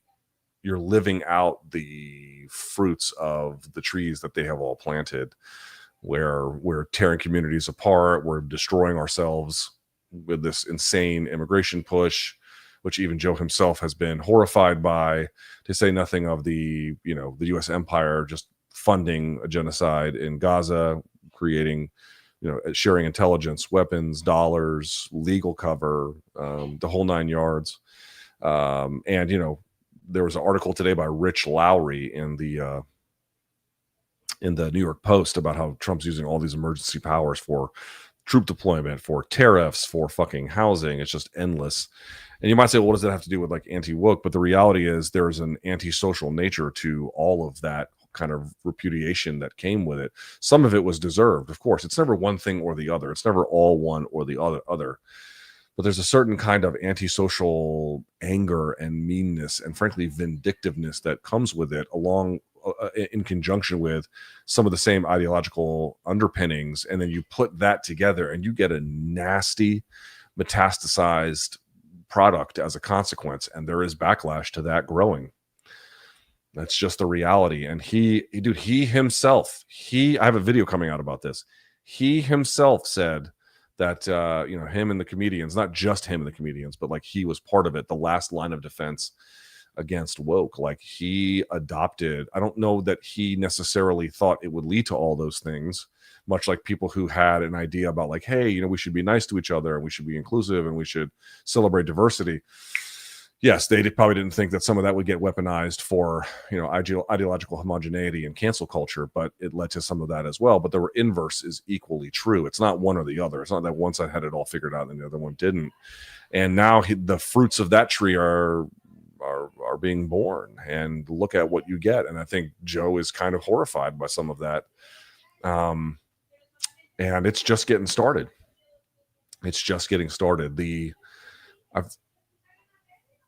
I think that people are realizing that there's a certain level of meanness and vindictiveness to that worldview. I think that people have questions about exactly what kind of entertainment value is there with these people. And like they served a moment in time when there was like this backlash to woke. These people were there like cracking the whip and, really rallying the troops. But now that side won, Mark Maron has talked about this. What is there left for them to do?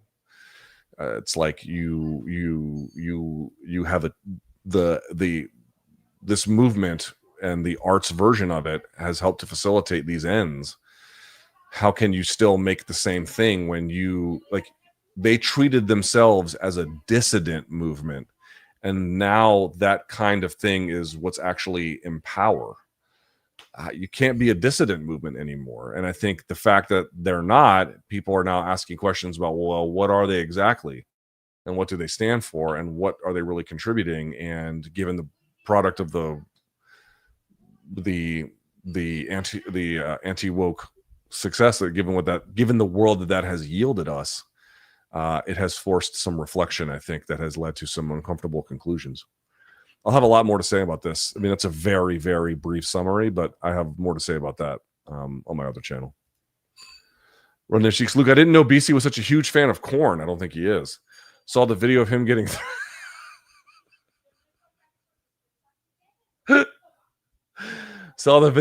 thrown out of the concert last week in New Jersey. Hard to tell by the angle, but he looked like he was enjoying himself. I don't think that was BC, but that's a very funny joke.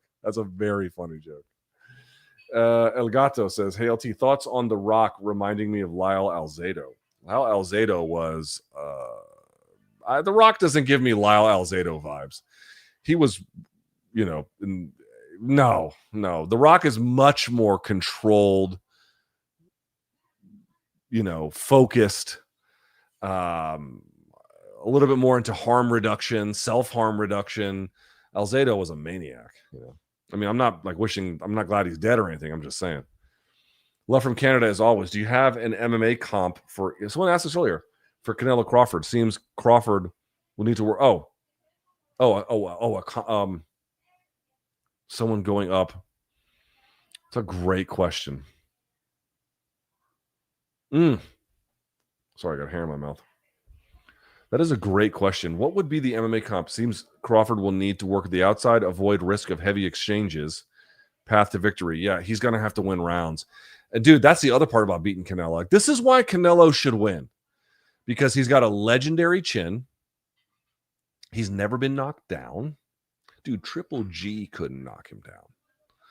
Like, and he fought that motherfucker, I mean, 3 times, but technically 3, but really like 2 good ones. And he couldn't, dude, Triple G couldn't knock that dude down. Like, so then you're like, okay, well, he can like outbox him and win rounds. How many people do you know are real good at winning rounds against Canelo? You know what I mean? Canelo is like the king of getting decisions at times. Speaking of the first Triple G fight, at the times you never expect him to get it. You know what I mean? So this is what I mean, dude. Crawford is going up against the chosen one in boxing, going up in weight to do it, and that guy has a legendary chin. Crawford should not win this one. I just hope that he does. But what's the MMA comp? A guy going up a bunch of weight classes. I mean, Penn is something like that, sort of. I'd have to think about a better comp, but there aren't. What Crawford is attempting is fairly unusual. Jeremy. Wow, I've never seen it spelled that way. Jeremy. Welcome to the party. Conor announced his run for presidency in Ireland. Who cares? How cooked is is that nation if he's elected? That's not how presidency works over there. Running for presidency with a criminal record surely only works in America, right? Well, the thing is, it's not like the process that he's going for requires my understanding is through the electoral process. I couldn't get it all right, but requires a degree of nomination from other electeds, and they've all like manifestly said there's no fucking way they would do that. It's just it's a publicity stunt. Luke, I'm 30 and my girlfriend is 32 and dead set on having kids. I'm not so convinced, especially with the state of the world. Oh man, any advice? Man. Oops, excuse me. That is a tough one.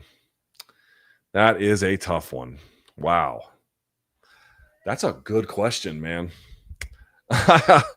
Dude, I can't tell you how many times, like when I had, so Violetta was born in April of 2019. Brothers and sisters, ask yourself how much has happened to the world since April of fucking 2019. You know what I mean? Like, how many times I have laid awake at night being like, what world did I just bring my daughter into? What the fuck have I done?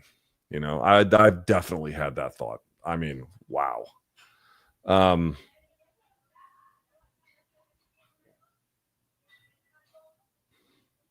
I don't know how to answer this one for you. I really don't.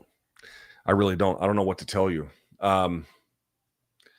Having kids has been one of the biggest joy. Having a kid, I've not had multiple kids. My wife did have a miscarriage back in God, what was that? 2017? Maybe 2014. I can't remember. My wife had a miscarriage a long time ago, right at the 3-month mark. So if you folks who don't know, you're not supposed to tell anybody else. Like if your girl gets pregnant, you're not supposed to tell anybody else until after the 3-month mark, because the risk of complication in that first 3 months is significantly high. And we were in week 12, and my wife had a miscarriage. Week 12. That was terrible. Holy shit, that was terrible. So we would have had 2, but anyway, it was a girl too. I don't know how to answer this because, you know, this is why these like pro-natalist movements they're not really on the left, on the right, being like, you know, you have to have a lot of kids for the future of your country. It's like, motherfucker, you need to make sure we have a country worth bringing kids into. Dude, I've said this a million times for myself, right? Like, how the fuck am I supposed to afford college? My daughter's in first grade, so like, you know, 12 years or whatever. Like, how's that supposed to work? Oh, I set aside a college fund. We did. There's no amount of money we're going to be putting. I mean, well, it'll make a dent. But like, do you think I want her to take out $100,000 in college loans? Why the fuck would I want her to do that? That's a disaster. And I'm not sure how and I only have one kid versus having multiple kids. Like, what's the plan there? You want people to have kids, make it so that people can afford to buy a home in their 30s. Make it so that people can afford to send their kids to college. Make it so that people can afford, that medical debt isn't going to bankrupt them, right? Because as long as you have this like total precarity in your life about how am I going to afford, much less my kid, my own things, and then of course on my kid on top of it, like how can you say to people they should have more kids in a world filled with that kind of uncertainty and precarity? It just is a losing argument. Like you're only going to appeal to racists who want a demographic project, and there's just not going to be enough of them to make enough of the difference. Also, one thing I've said before, I'm going to shoehorn this in because I really want to. There's no way to make the third rail of like a politics, to make the things that we like to have a sufficient tax base to fund normal life in this country. It's mathematically motherfucking impossible without immigrants. So this whole thing that we're doing, kicking them all out, this is going to backfire so fucking bad, which is another element to think about. But beyond that, even if that wasn't in play, just the other factors, how are you going to afford healthcare? How are you going to afford schooling? How are you going to afford, having a kid's expensive. I don't know what to tell you, brother. I really don't. I think some people can individually have some good plans for how that would work. They live with their family. They live in a country that doesn't have these problems. Like a buddy of mine moved to Spain. They don't have to worry about how they're going to afford medical care.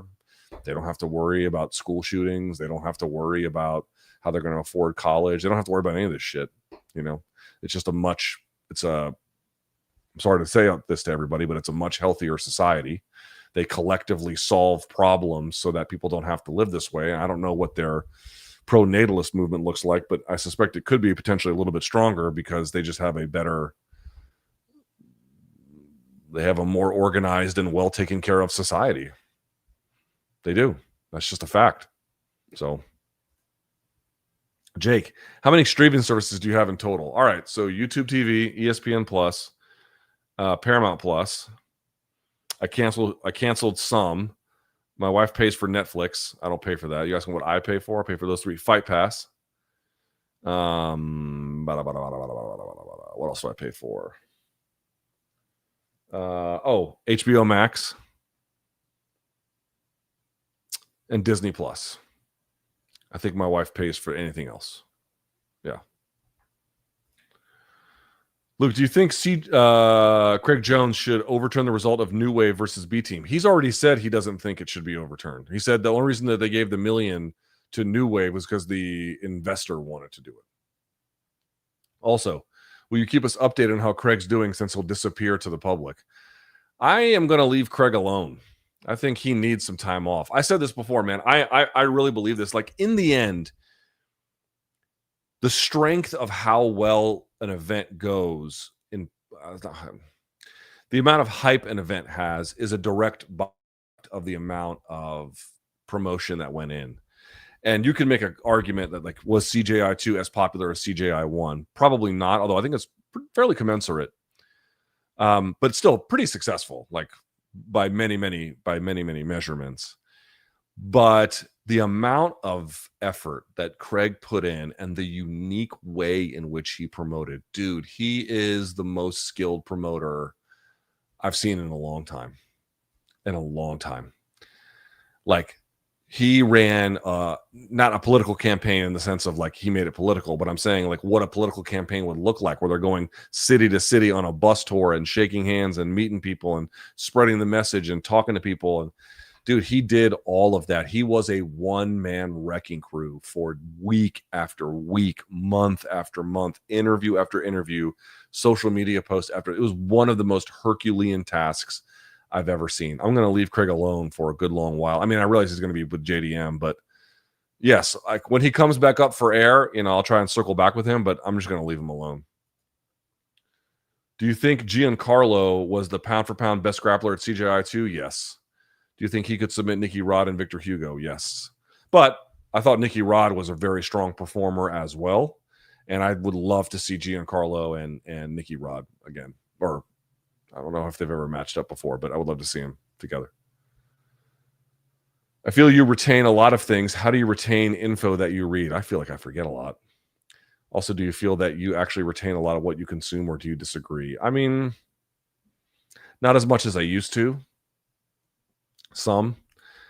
like I've said before, guys, I'm a voracious reader. I read all the time. I'm constantly reading. It's a big part of it.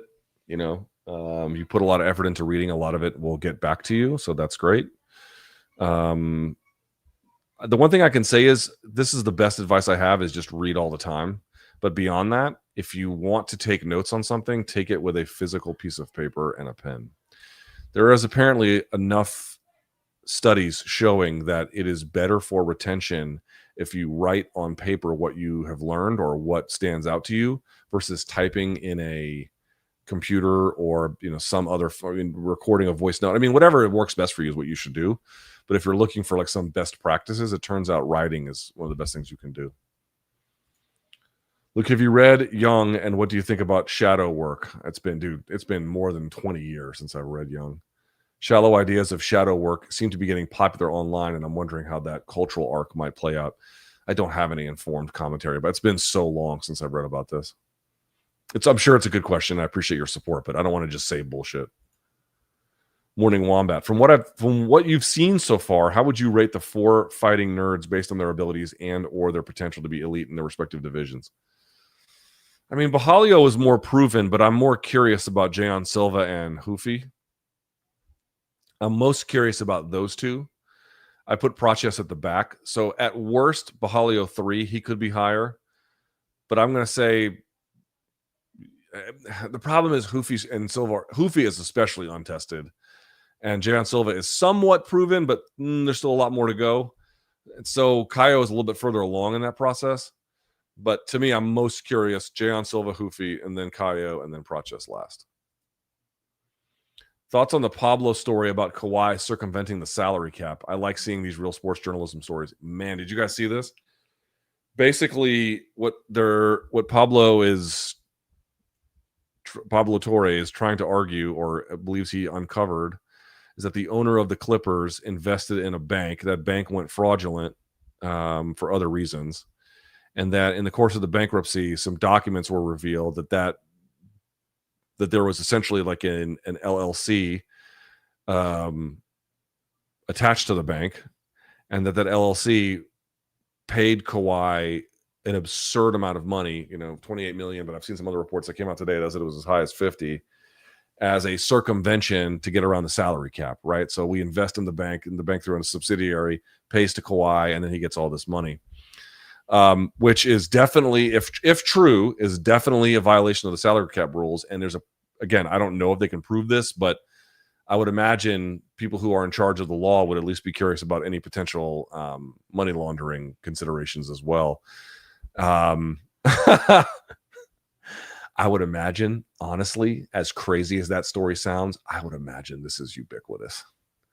I would imagine this exists not just in the NBA. I would imagine this exists in the NFL. I would imagine this exists in La Liga. You know what I mean? Like, I would just imagine, like, dude, how many La Liga players have you ever seen who get hemmed up for tax fraud and shit? Like, there's just so many sports entities trying to break the rules. I suspect that this is a huge story that he broke.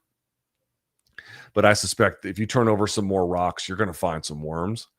The thing that I'll say is, if you can do what Pablo does, which is you got a big, meaty, juicy story, you can do this kind of thing and make money doing journalism. This kind of thing can make money doing journalism. But the problem is this story took 7 months to produce, and you have to have another one ready in the pipeline.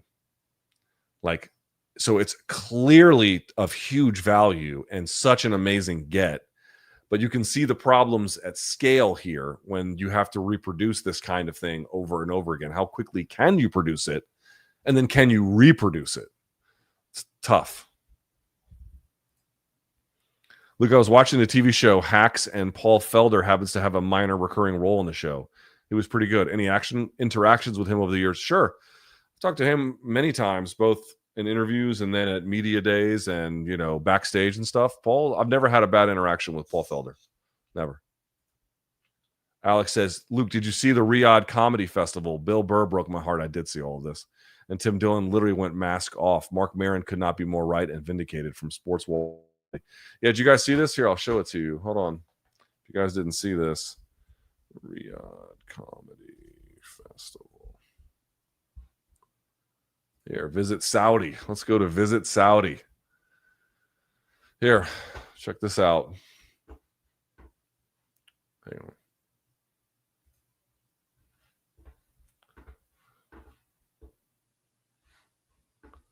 Wait a second.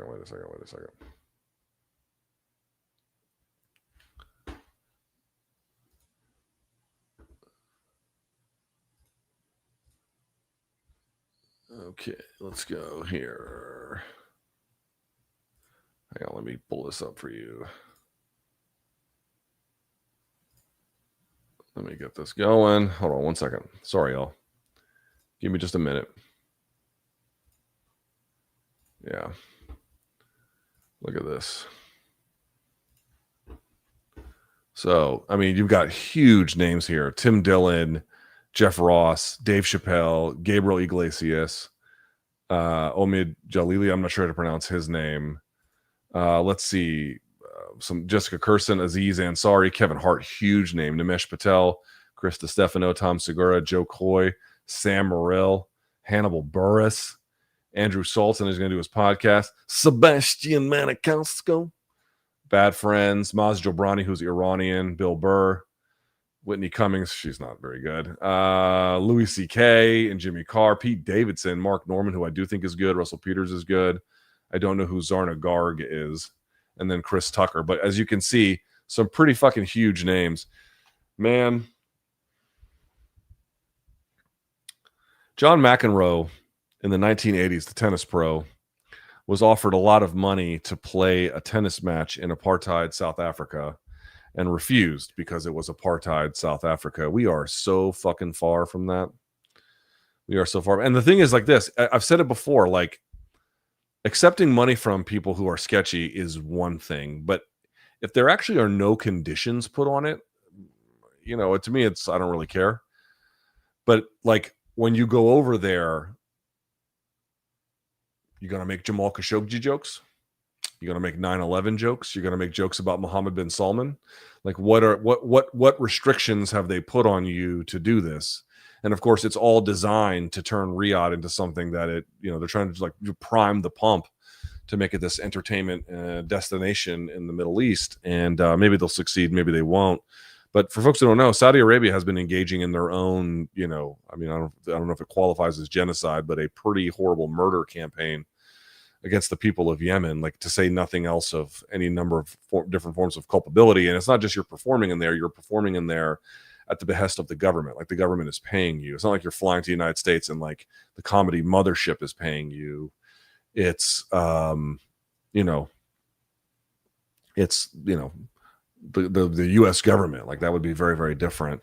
People just don't care anymore, dude. People just don't care. Nobody believes in anything anymore. It seems like nobody believes in anything. Nobody believes in anything.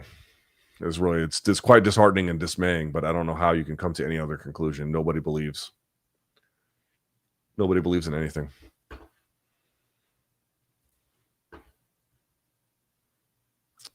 Let's see here. Last week I asked about the downtrend of refs, and you disagreed upon the assumption I was referring to DDP Khamzat. I was not. However, my point has never rang more true than Copeland's Contender Series performance. It was poor. It's just that this claim that like, things are trending down, that has been a claim for a long time. It's not a new claim. And so pointing to Copeland's poor performance there is fair, but I haven't seen evidence cobbled together that says it was at this level and now it's at this level. That's what's missing. Which free fouls would you guys use first in an MMA bout? The nut shot or the eye poke? Nut shot. I don't want to fuck with someone's vision, but a solid kick in the balls. Oh, I meant to do an inside leg kick. Right in the balls. I've gone to every UFC card in cities where I lived and traveled for a couple GSP Shields and Jones Gus 1. Should I break the streak and watch UFC Vancouver on TV or pay the live? I mean, I don't know what your disposable income looks like. It's a little too much for me, but everyone's going to be a little different. I personally would find it too expensive. But Luke, what do you think about Chael's opinions on 5-round bouts. If you're unaware, Chael argues that they're dumb because no other sport plays 66% longer when a championship is on the line. Wouldn't it be 40% longer because it goes from 3 rounds to 5, and so that's, well, I guess, it's 66 more because it's 2 of the 3. Okay, yeah, you're right. Sorry. Yeah, I've had discussions with him. I think the issue I have with the 5 rounds is the one Aljamain Sterling had, which is I don't mind them so much. In fact, you can see there's extra time in lots of different kinds of fight sports, but the financial compensation should match it because they are uniquely damaging. So they should be uniquely high paying. I got a silly one for you. In the EA UFC game, you can play as both Bruce Buffer and Dana White. If these guys were to fight, what weight class would they fight at and why? I don't know. Light heavy? Middle? I don't know. When you watch PFL, do you watch the entire card or just pick and choose fights? I mostly pick and choose. Same question with UFC cards. I mostly watch the full thing, but sometimes pick and choose. It's kind of the opposite, right? Sometimes I'll watch the full PFL one, but I mostly pick and choose. Sometimes I'll pick and choose with UFC, but I mostly watch the full one. Also, do you watch The Ultimate Fighter? Why the fuck would I watch that show? Luke, big if, Crawford beats Canelo, let's say in the same manner he beats Spence, a moving fight that brings you to tears again, and to an extent with ease, does Bud still retire? Yes. I think he retires no matter what. If Bud beats Canelo, what is there left to do? Fight. I don't know. I mean, Benavidez is at 75, but what on earth could there be left to do? Call it a day. Luke, what advice would you give someone with no political experience who wants to volunteer and work for the Shoykat Chakrabarti campaign? I'm a washed piece of shit 39-year-old donk who's a private chef. Get on their website, go down to their headquarters, and volunteer. It could not be easier. Go down to the headquarters and go volunteer. If that's what you want to do it. They could use you. They would love to have you. The more of you that, trust me, you walk in that door, they're going to be delighted to see you. Yeah? Luke, did you watch The Terminalist, Dark Wolf on Prime? No. I hate the American good guys army narrative nonsense. I did not see, unfortunately. Who do you think has the best finishing instincts when they've got a guy hurt? Ilia's got amazing finishing instincts. I always love the way Dustin would pour it on. He's got good ones. Heavy when he could smell blood in the water. Aspinall's another one. GSP's another one. Honestly, Jones has pretty good finishing instincts too. Like that way he kicked Daniel Cormier's legs out from under him. Anyone who's got a bit of a mean streak, like a sadistic streak, Prime Joe Riggs had a little bit of that. You guys may not remember him. Just think about who's got who fights mean. That's who your answer is. Is Rosie O'Donnell as Betty Rubble the worst miscast in movie history? Yeah, they flubbed that one. There could have been some other choices that could have stood the test of time a little bit easier, I think. Who should Myktybek Orolbai fight next? Perhaps Jacoby Smith? That might be a lot for Jacoby Smith. I wouldn't hate that fight. It's hard for me to come up with something off of top of my head who's outside top 15, right? Because Orolbai, is he ranked? I don't think he's ranked, is he? It's tough to get ranked in that fucking division, man. I'll tell you what. No, he's not ranked. So I'm not sure. But Jacoby Smith, it might be a lot for Jacoby. Orolbai is one of these guys that's like, how can he not be ranked as good as he is? But that's the division. Old Dave just gifting memberships. Thank you, sir. Taco says, did you see Pablo Torre's? Yes, I did. If so, how common do you think this? Oh, I think it's super common. Is in pro sports, and do you think Dana has similar workings with fighters? Why would this is the theory I never understand. It's like, oh, they pay them off the table, and it's like, with some kind of potentially. I'm not saying that's what they're doing, but is at least in theory there could be an illegal scheme. Why would UFC do that when they don't have to? What would make anyone infer that the fighters would ever put up a fight in any kind of real or sustained way about the pay? What would make anybody think that? There's no evidence for that. Why would you go and do something you don't have to do? Now, they didn't have to do it for Kawhi, but they felt like, hey, in a competitive environment when people are trying to sign him, this could be something that we can do. But like, who's the UFC competing against where they would felt like they wouldn't have to engage in measures like that? Like, could UFC do that in a world where pride still existed? Okay, different ballgame. But like now, like who the fuck would that even be? Nah.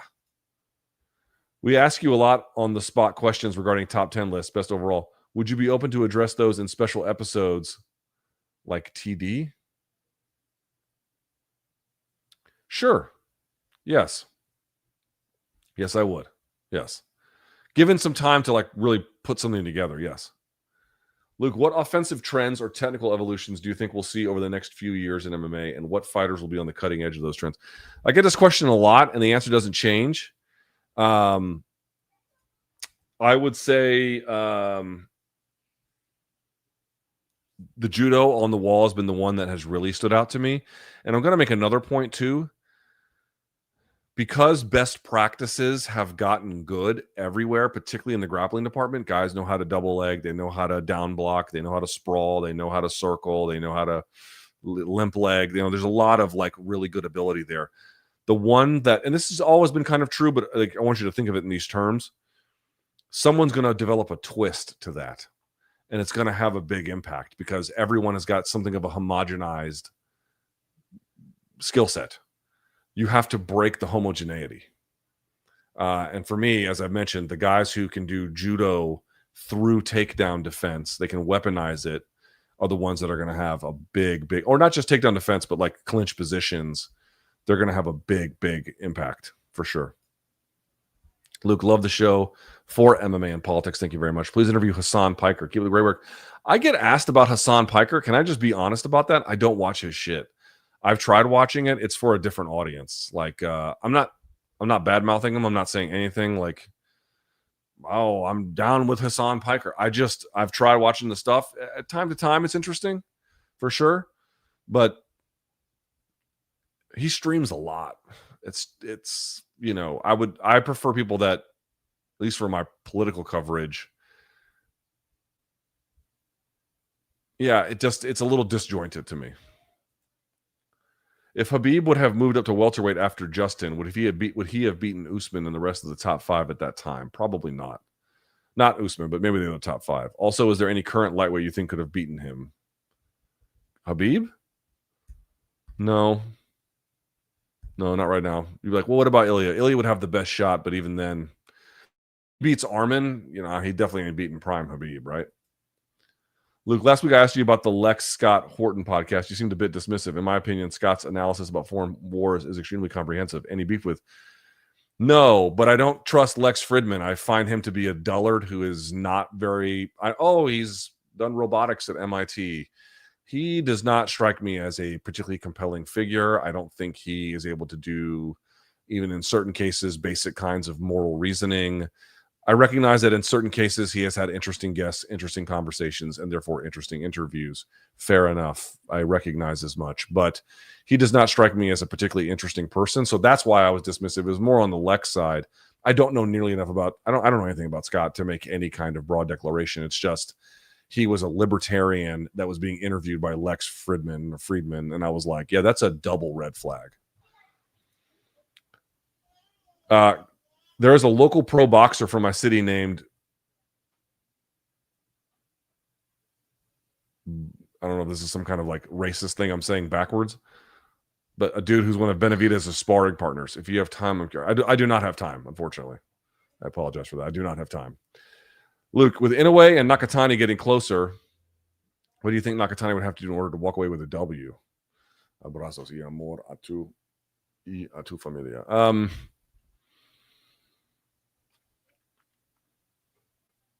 Volume and range. I think he operates at a different range than Inoue, but Inoue is so good at closing it. I don't know, man. I don't know if anyone within a relevant size can do that, can beat Inoue, dude. I just don't know. But I think volume, movement, lots of movement, volume. Guys try to be like real stealthy. I don't think that works. You got to move a lot. Can Nakatani pull that off? Probably not, but maybe. Luke, despite watching all the major boxing matches, it's hard to get excited. If Canelo and Bud fought MMA, what would you set the line at?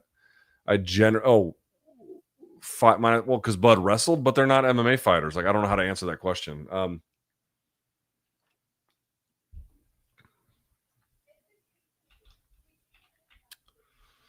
don't know how to answer that question. Like, Bud wrestled, yeah, but they're not fighting MMA. Yeah, I mean, Bud would smoke them. But yeah, I don't know. It's a weird question. It's like, if they played Uno, it's like, all right. I mean, one lesson I've learned raising kids, sometimes they test your patience and sometimes you have to be stern with them, but these two things are often distinct and shouldn't be automatically intertwined. Agreed. And it's hard to get these right, too, by the way. Like, learning how to do that is difficult. Did you manage to catch Contender Series? Some of it. Mm-hmm. If so, what'd you think of the fights? Felt bad for Chapo Lin, but considering what Dana is looking for, I get why he wasn't signed. That one did not make a lot of sense to me. I thought he kind of deserved it, especially given the circumstances of 10 days prior. I forget their fucking names. I don't know. I can't recall from memory. I apologize. What I will say is this, though, and I brought this up on MK. I'm going to mention it here. I know he's coming up. So I know at least two guys whose fights I've called are going to be on Contender Series. One already was Darian Abbey. He lost. But the other one, that was not altogether very surprising. But the other one is much more interesting to me. Chris Alvidrez, Alvidrez. He fought in Karate Combat on short notice. He fought in like LFA on short notice. He's raw and he needs a lot of work, but he might be the goods, folks. He is interesting. He has fire in his belly in a way that is even uncommon among MMA fighters. Very athletic, heavy-handed. He could be something special. I don't know that. We'll have to see. I haven't seen him against enough competition to really say if that's true or not, but it's worth considering. By the way, if you're a member and you've already put in a question in the paid portion, please leave it at that. Don't keep putting more in. Like, kind of leave it to one, maybe two at most, and then just call it a day. I appreciate your patronage, but we got to move this along. Have you been watching Madrid start to the season? No. As a matter of fact, I've been slacking on it. How do you think? I can't answer this. How do you think Trent is getting on? How do you think Madrid will do in the league? I think they're going to be sharper this year with Xabi than they were at the end of their run last year. Put it that way. Would you support a rule change in CJI and BJJ to make takedowns count for more points? The butt scooting and constant guard pulling is hard to watch. Takedowns are exciting and a dynamic part of grappling. Yes, I would be interested in a skill set, in a rule set, that rewards takedowns and it doesn't penalize, but gives no points to butt scooting or guard pulling.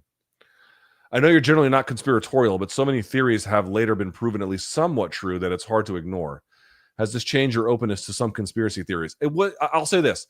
It's not changed my openness to conspiracy theories because at the end of the day, they're often just rooted in too many false things to be true. What I will say is I've become much more skeptical of power than I ever have been. That I can say. Institutional power, government power, private power. I've just become much, much, much more skeptical of power than I ever have been. That is true. Thoughts on Crawford calling Cody Garbrandt the best boxer in UFC? I would like to know what he's basing that off of. Like, how much tape has he seen on Topuria? How much tape has he seen on Cody? Cody's got boxing skill, but like the best in the UFC, part of what makes you the best is what effect your skill has on your peers, right? Like, is he saying he's the best at shadow boxing? He's got the most boxing fluidity. The Fighting Nerds Rise is one of the most exciting storylines in the UFC right now. LT, can you remember a time when a gym has had many ascending top 10 fighters across multiple divisions? Yeah, dude, I watched AKA go from contenders to multiple champions. When Luke Rockhold was there and Cormier was there and Cain Velasquez was there, and then later on there was Khabib coming through, and before that Josh Thompson, and before that, on and on and on and on. Like, yeah, dude, I watched all that shit for sure. I've seen that before at a much higher level, in fact.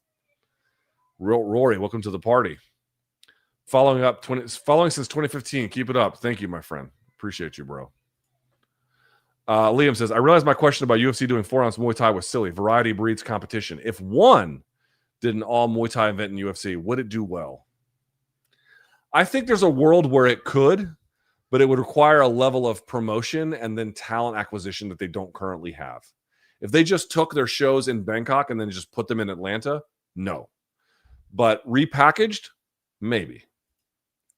Sakuraba versus Cro Cop. I think Cro Cop's a little too big. Takedown defense a little too good. Cro Cop. Matt says, I wonder if Rogan is still able to take constructive criticism. Is you not telling Rogan's story due to you maybe going back on the pod? No. No, not at all. I don't anticipate ever that. I mean, I think as far as I'm concerned, that door has closed. It's more of, dude, I've just noticed this. There's certain things that I'll say publicly, and I'm like, I know this is going to yield a shitstorm.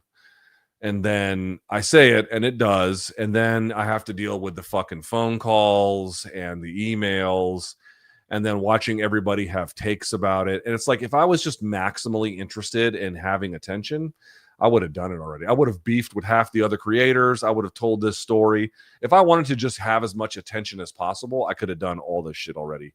But honestly, can I be totally just level with you? I fucking hate it.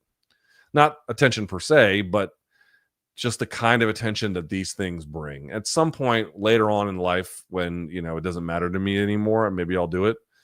But I just know what things are going to cause a shitstorm in the media, and I just prefer to not waste my time. Well, not waste my time, but maintaining your sanity is important. Have you seen the 10th Planet versus B Team Quintet? Yes. If so, what'd you think, and why did the format work so much better? Oh, no. I've not seen that. No. You mean like from a different event? No, I've not seen that. I mean, I think part of it is the people in the early rounds didn't want to go for it. And it's just the reality. It's going to be my last month as a member, at least for a while. Nothing wrong with you, but I'm buying a house and cutting several unnecessary subscriptions until I can better cushion. Well, good luck with the house, and thank you for the heads up. Any advice for balancing a full-time job with trying to go back to college at the same time? I've never done it. Pursuing a BS in chem, so there is many demanding subjects. I've never done this kind of a thing. I had buddies go to get their MBAs at night school and stuff, but that's different. You know, it's 2 years, and, you know, not nearly as difficult as a chemical engineering degree or a chemical sciences degree. I don't know what to say, unfortunately. Also wanted to ask, other than Jayon outright beating Diego, what would you like to see from him in terms of being an elite fighter, as you described? What happens when someone puts it on him? Rallying, cardio late. If his clowning gets penalized, how he can fight without it. You know, just questions about what he looks like in a longer expanse of time under more difficult circumstances. The kinds of things that vet him, right?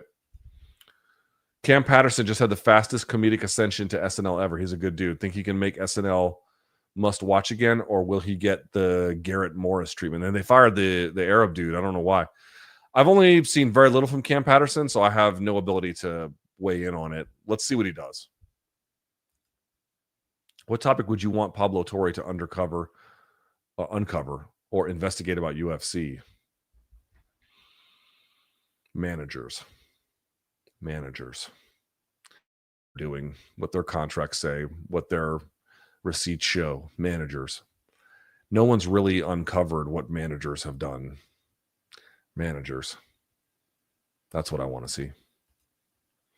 Did you see Tim Dillon's disgusting rant about accepting $375K in blood money for the Riyadh Comedy Festival? Yeah, absolutely. Yeah, dude, these people don't, you know, Tim is a talented comedian. Say he's not, but he doesn't believe in anything. You know, he doesn't, these people don't, it's like, oh, I believe in something. Okay, he's $375K. Oh, I don't believe it anymore. You never believed in it to begin with. Going U.S. to Argentina, never flown before. Plane tips. That's a big-ass trip, man. Make sure your phones are charged. Bring something to read. Bring headphones. Make sure that they work. If they need to be charged, charge them. Walk around every couple of hours. For a plane ride that long, I take, it's got to be at least 10 or 11 hours. I would take sleeping pills, you know, that's me personally. But yeah, if you've never flown on a plane before, damn. And your first one's to Argentina. That's a long flight, brother. But you'll be all right. Just watch it, dude. You know what I did? My first flight to Turkey, I watched like almost. I was able to watch almost all 3 Lord of the Rings. You know. Do you think Glory being on DAZN will help kickboxing? Nope, not in this country. DAZN means nothing in this country. I don't know how to tell people that. I mean, I realize that like all boxing has just migrated there, but it has no footprint here among mainstream sports fans whatsoever. No, it means nothing. Luke, watching Contender Series and how Dana goes crazy for KOs must be what the ancient Romans experienced with Caesar in the Colosseum. It's got a little bit of that vibe, but at the same time, he's also just a fight fan. But I get what you're saying. It's like, it's like, a little bit of that. Little doubt that Kraft paid Brady under the table. Wouldn't surprise me even a little bit. Have you seen anyone worse at damage control than Rampage? He's pretty fucking bad at it. I think the Raja incident would have died down far more if it wasn't for Rampage speaking. I agree. I absolutely think he's made it worse. He's introduced it back into the public conversation in ways that it wouldn't. He has not been very effective at crisis management. Will Islam ducking Ilia hurt his claim as the featherweight GOAT? I don't think Islam has a claim as the featherweight GOAT. When does Ali and all his meddling and matchmaking need to be stopped? Brother.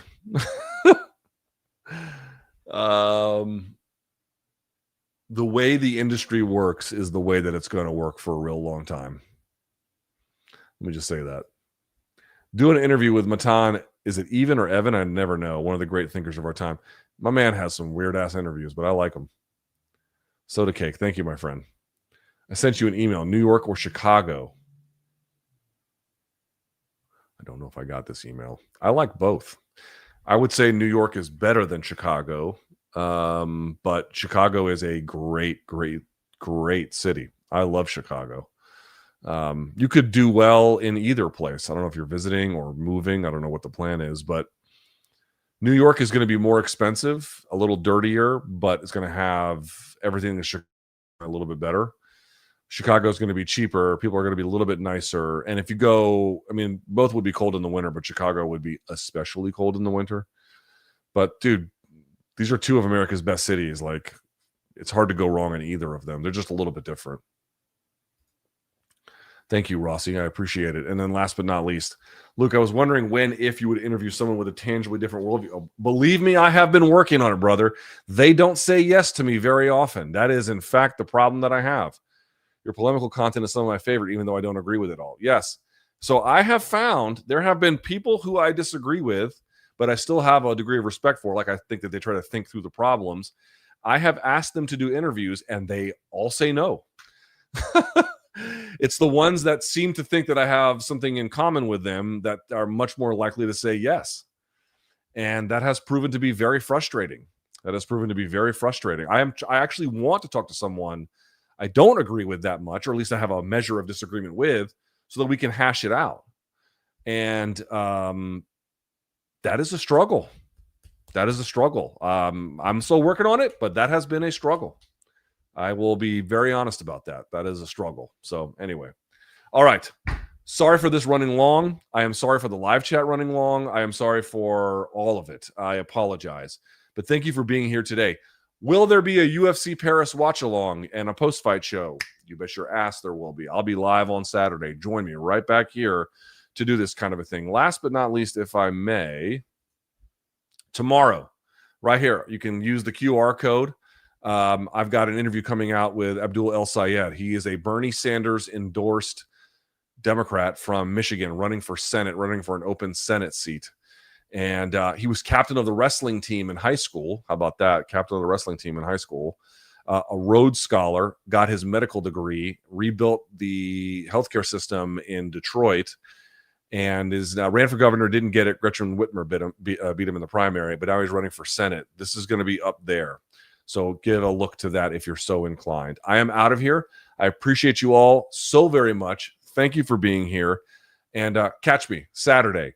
I don't know what time we'll go live just yet, but we'll be here, and this will be fun. All right?